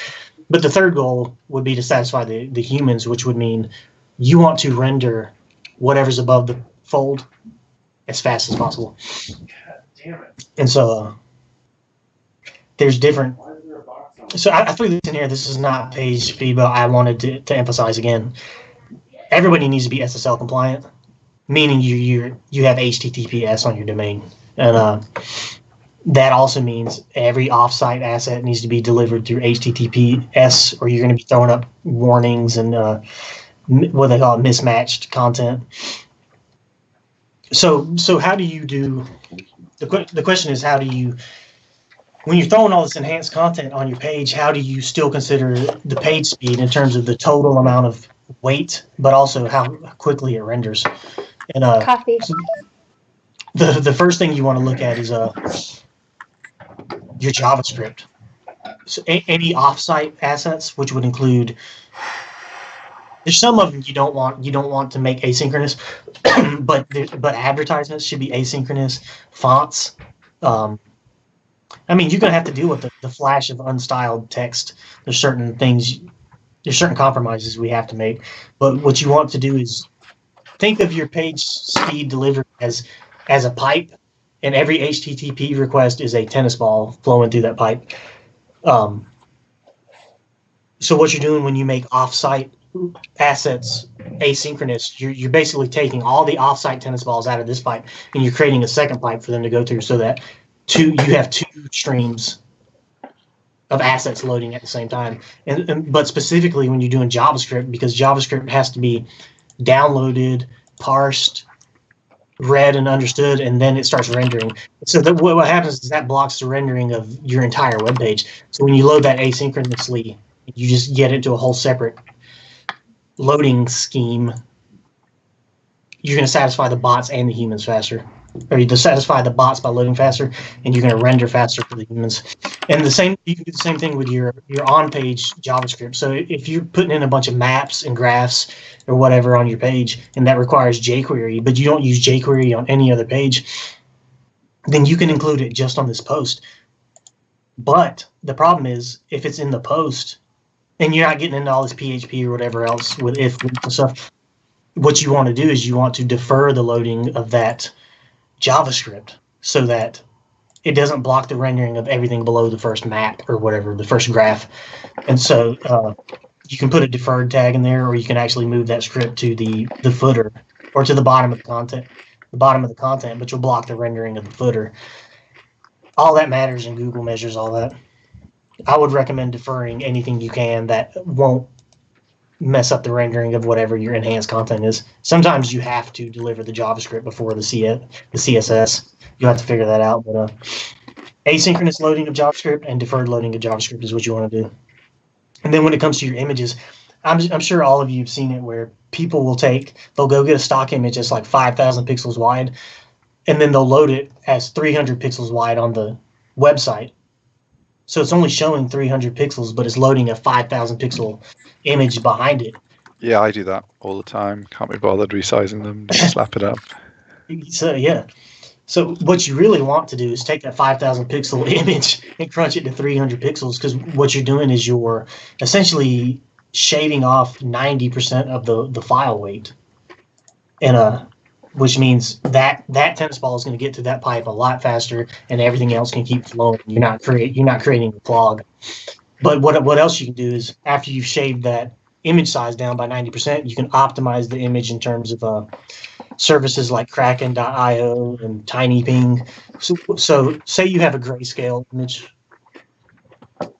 Kraken or TinyPing will say, hey, this algorithm recognizes that you're not using any colors other than grayscale, so we're going to strip all the data associated with those colors. And so what happens is you don't affect the quality of the picture at all, but you've shaved another 50 to 75% of the weight off. So you might have went from like a 500 kilobyte picture down to 10 kilobytes, which is...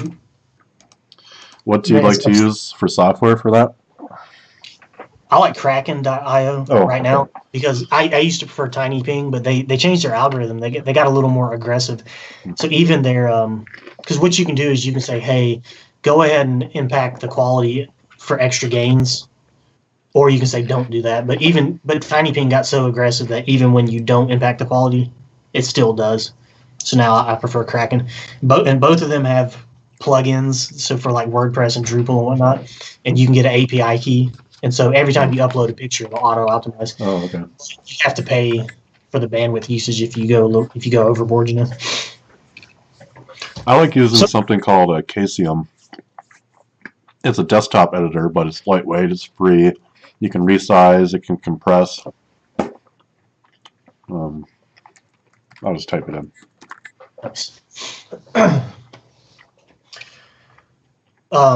Another thing you can do, especially for site-wide optimization, is image sprites. So if you have, and you can do this for each post too, especially if you're not using a CMS like WordPress. You're getting in there with your own flat file solution.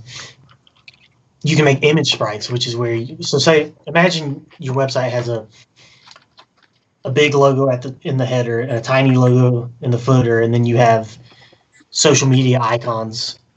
And then you have some kind of background image that, you repeat X to make for a decorative reason. You can take all those images and you can Tetris them onto one image and cram them into a square. And then you can use CSS to say, hey, here's the Cartesian coordinates of the location of this image on this one master image. Go find it at X equals 50 pixels, and then it's actually in the fourth quadrant. So X equals 50 pixels, and then Y is 30 pixels, and then you're at the location, and then you tell the CSS the picture's 30 pixels wide and 50 high. So it'll take a snapshot of just that part of the master picture and drop it where you need to.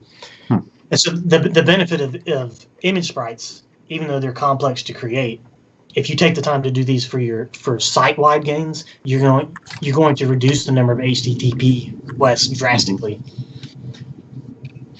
And so what people don't realize, one of the complaints that people have about image sprites is if you take 10 separate images and add their file sizes together separately, they're a little bit less than if you add all the pictures onto one image. But even though you lose a little bit by adding file size there, you gain so much by reducing the HTTP requests, because what people don't realize is every HTTP request, you have to open a connection and then it closes. Yeah. Then you have to open the next connection and close. Whereas if you're sending one big ass ball through, you only have to open the connection once and it's done. Versus boop, boop, boop, boop, boop, and all that starts adding up. Which leads us to the next bullet point, which is minifying and concatenating all of your CSS and JS. And people are going to have a problem with this because there's so many plugin dependencies. Then there's plugins that try to deal with those dependencies, and it just becomes a mess. But if you've got enough of a technical handle on your website, you can take all of your CSS and take note of the order in which they're loading, and then throw them into one CSS file in order. And then when you minify it, so that's concatenating. You're adding them all together and just take note of the order. And when you minify them, you're going to strip out all the white space. You can strip out all the extra semicolons, and there's software that you can do this for free online. Just Google CSS minify, and you can do the same thing with JavaScript, and you get a lot more gains out of JavaScript minifying, but it's the exact same process. And you want to tell your server to not only gzip, which is everybody knows what a zip file is and tarballs and all that. You're telling your server to zip your pages before you deliver them. So especially if you're already caching your pages and then you zip them, I mean, you're talking about massive gains. And then what happens is you send an HTTP header info that tells the browser that says, hey, what's incoming is gzipped. So when you get it, unzip it. And that speeds up the delivery of your web page drastically as well. And you only have to set that up once, and that's site-wide gains. And so the final thing I wanted to say was, this is back to site-wide stuff, not necessarily the page itself, but everybody's started getting caught up on CDNs, and I was using one for a while because I got in on Max CDN when they were really cheap, and they sold to another company, and they raised their prices like tenfold. So, and it was a nightmare when I went HTTPS. So that's another reason not to use a CDN, because you have to maintain 2 separate certifications. But and you can't do Let's Encrypt with a CDN without having to manually intervene and send them the new certificate every 90 days. Really? Yeah, so it's just a pain in the ass. But the problem with CDNs is you're trying to get a global, and I mean global, like around the world, a global reduction in page speed. And so you're getting servers planted in Canada and the UK and Russia and India and Japan and Brazil in the United States. But what happens is a lot of times is you'll find the only traffic that matters to you is United States traffic, and you find that your CDN's hosting location happens to be in Maine, which is horrible for pretty much everybody in the South, on the East Coast, in the West, Midwest. So you would do a lot better to drop the CDN altogether, save your money, and find a host that has a hosting location in Texas. And so what you do is you spread the page speed impact to the East Coast and West Coast equally. Mm-hmm. So you don't have Canada waiting 10 seconds when you can go in Texas and then they get it in 2 seconds. Because page speed for the people that you care about in the country that you care about, that you can make money from, matters a lot more than if somebody in Japan. Right. Yeah, you get one hit a month from Japan. It's like, who cares? So that's it. We're ready for questions and answers. If we haven't already done it. I think there were quite a few questions, but I think they might be a little bit buried in the chat. There seems to have been some other stuff going on since then. Yeah. You might have to dig a little bit. I think Zach's having a stroke. He's smelling burnt hair. That's a worrying sign. Burnt toast. I need some toast.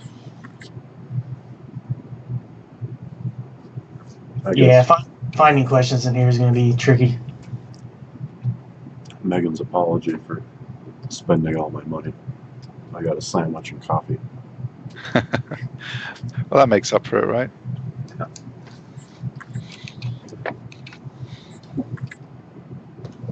Yeah. Den's probably getting in trouble from his lady. 24 hours? Yeah. You son of a bitch. Yeah, 24 minutes is the usual time limit, so...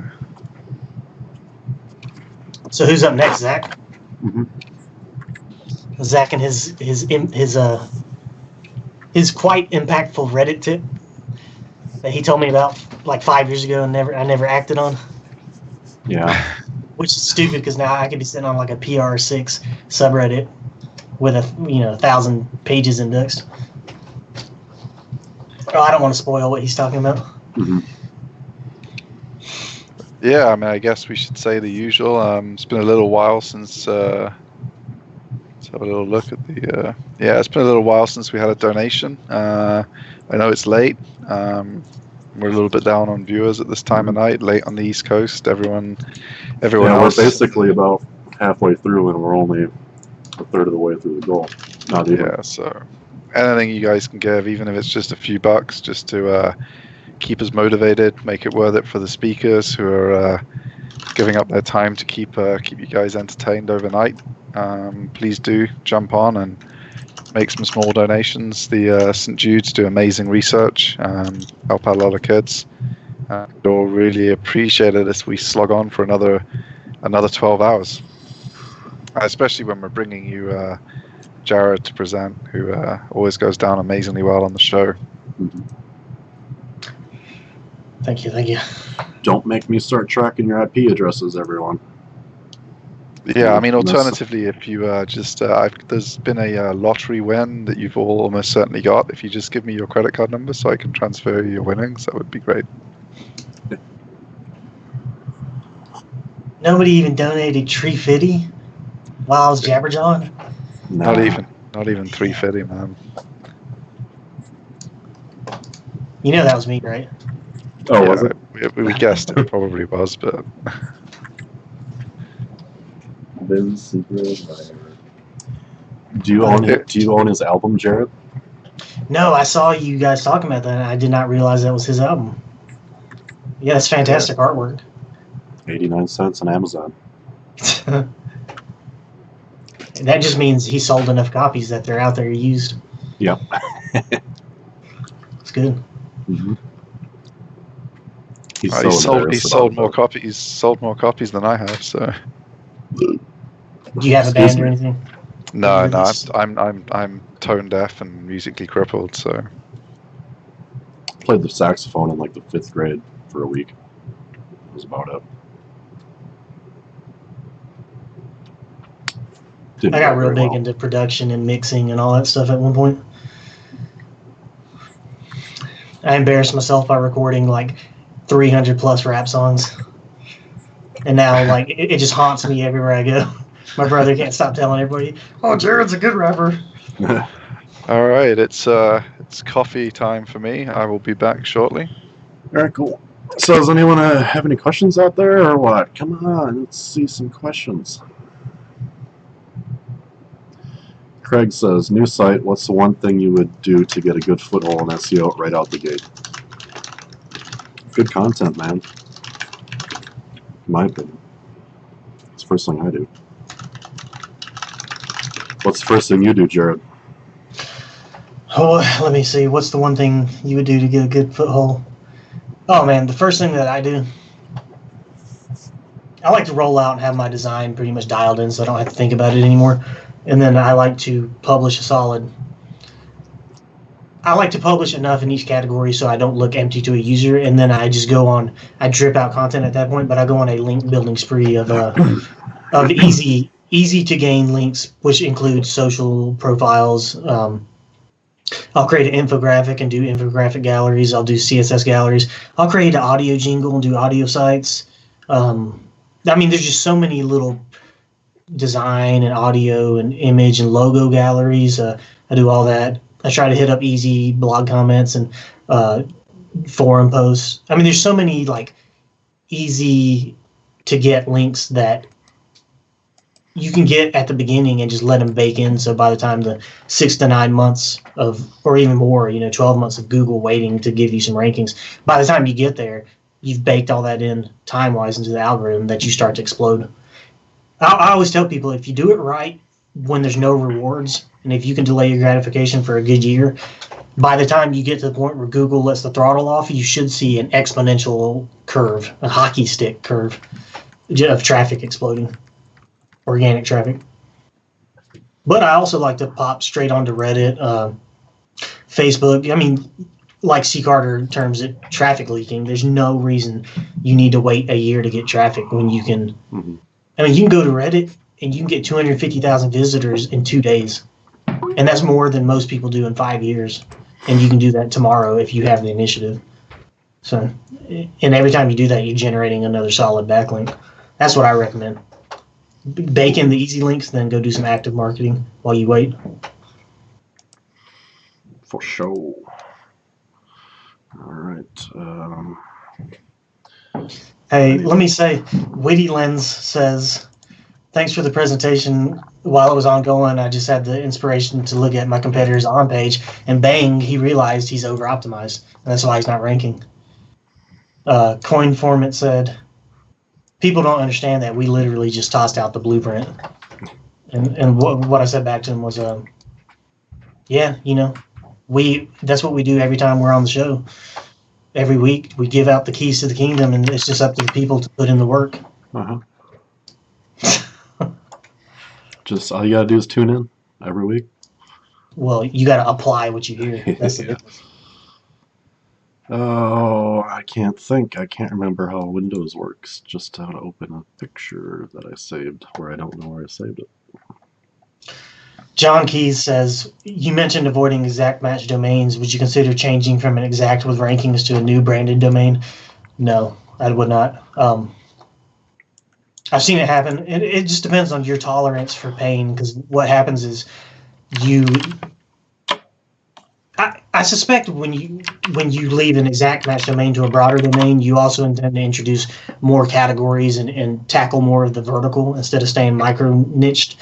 And what happens is you lose that exact match domain boost from the specific rankings that you're already maintaining, and so you're going to see a site-wide dip in traffic when you do that, and so you're going to have to make it up in links, and you know how long that can take, 3 to 6 months for that to even kick in. So if you're already in there and you're good to go, I would just hold out and start a new site if you wanted to do that, but I wouldn't recommend disrupting your rankings that hard. John Keys is who I was speaking to there.